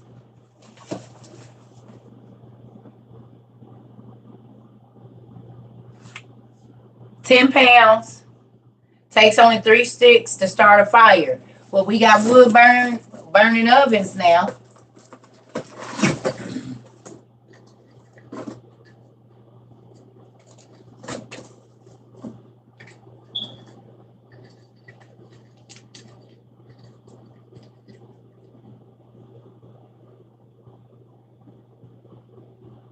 Is there any kind of dry ice you can get for frozen goods? Just don't stock up on frozen goods. No, you need non-perishable. So if you're going to be having meat, you need to be figuring out how to cure it, dehydrate it. Hey, and I'm so sad that y'all not, I'm sad that y'all not seeing my repost because I repost a lot of helpful stuff, man. Like this lady, she said she cured, I didn't know that to cure meat, she took pork and beef, soaked it in vinegar, and this is an old African way of preserving meat, okay? from an ancient African tribe. She was a milk melanated lady, but she was living over there. And you soak the meat in vinegar for like overnight or 3 days or something, and then you hang it in a window. But crack the windows, and then it sits there for like a month or two or something like that, and you dry your meat. Don't think I ain't about to try it. I bet you I'm about to try it. And then she threw it right back in the pot, and it was tender. So I'm about to be trying it. Don't even fret.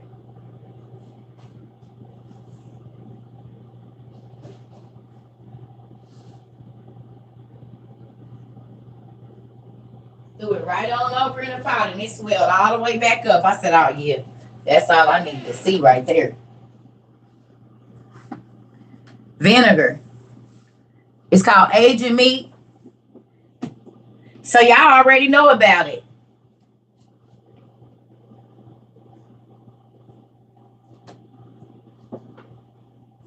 Yeah.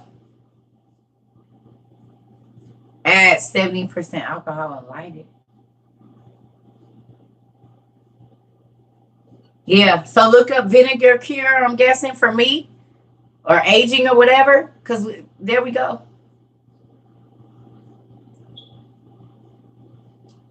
The lady, it was just a TikTok. It was a lady, she was just talking about. I'm so sad they don't let y'all see my repost. So y'all don't get to see none of that stuff I be reposting. I'm sad. Codfish too. Okay.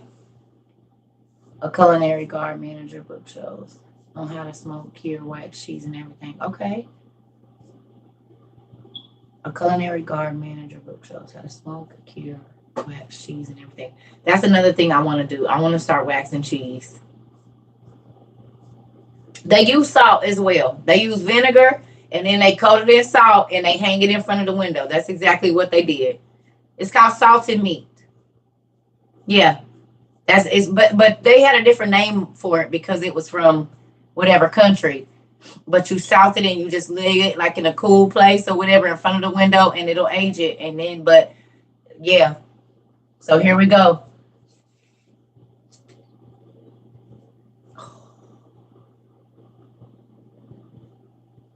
Thank you, Grace. Maybe my Mr. Circa is really coming. Because God done got my feet back soft. He's making my skin smell amazing. He is blessing me with new robes. Something is happening. Something's going on. Something's getting on. It's something. It's something's going on. He's doing something. Because he got y'all. See, y'all got to think. I know God's gift giving. I know how he gives me gifts.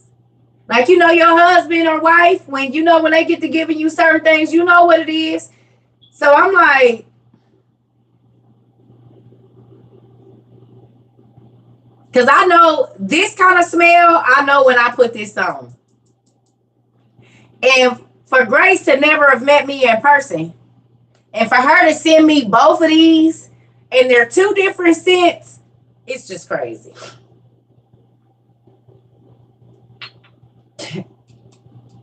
I'm just.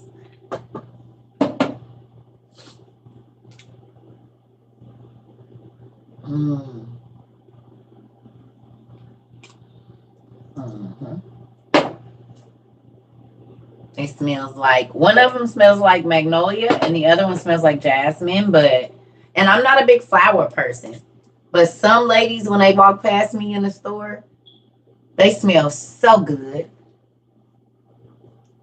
Oh, thank you. Thank you. So y'all chill out. It's a cold day. Well, ain't nobody around me, so I don't know how that's gonna work. And oh no, I don't. Yeah, if I'm gonna start talking to you 9 times out of 10, yeah, the winter ain't the month to do it for me. Like winter months, I don't too much talk to people in the winter months. I need to date you in the summertime. That's when I prefer to start dating a person in the summer, so I can see how you move, like right before the summer, like the late spring. If I'm gonna date somebody, because then I need to see how you move through this summertime, and that's gonna let me know if we're gonna be together or not.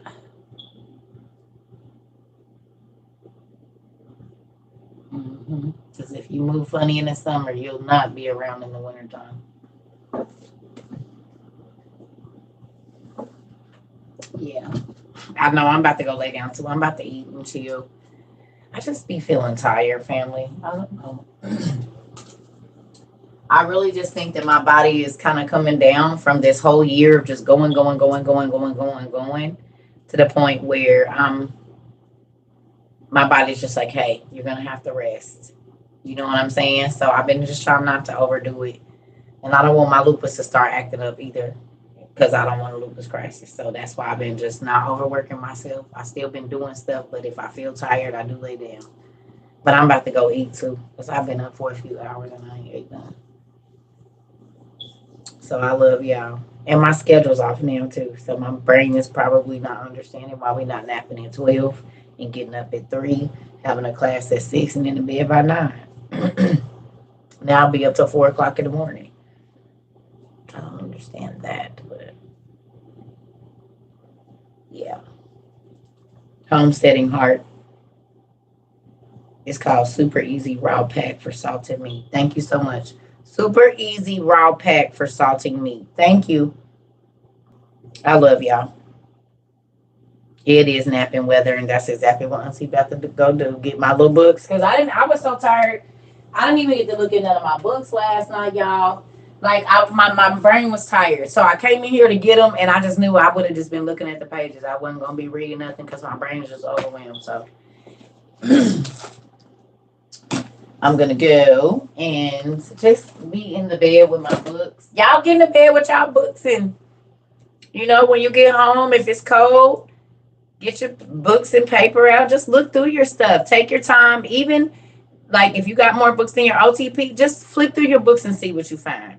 Get 5 of them and bring them out and just touch them and look at them and,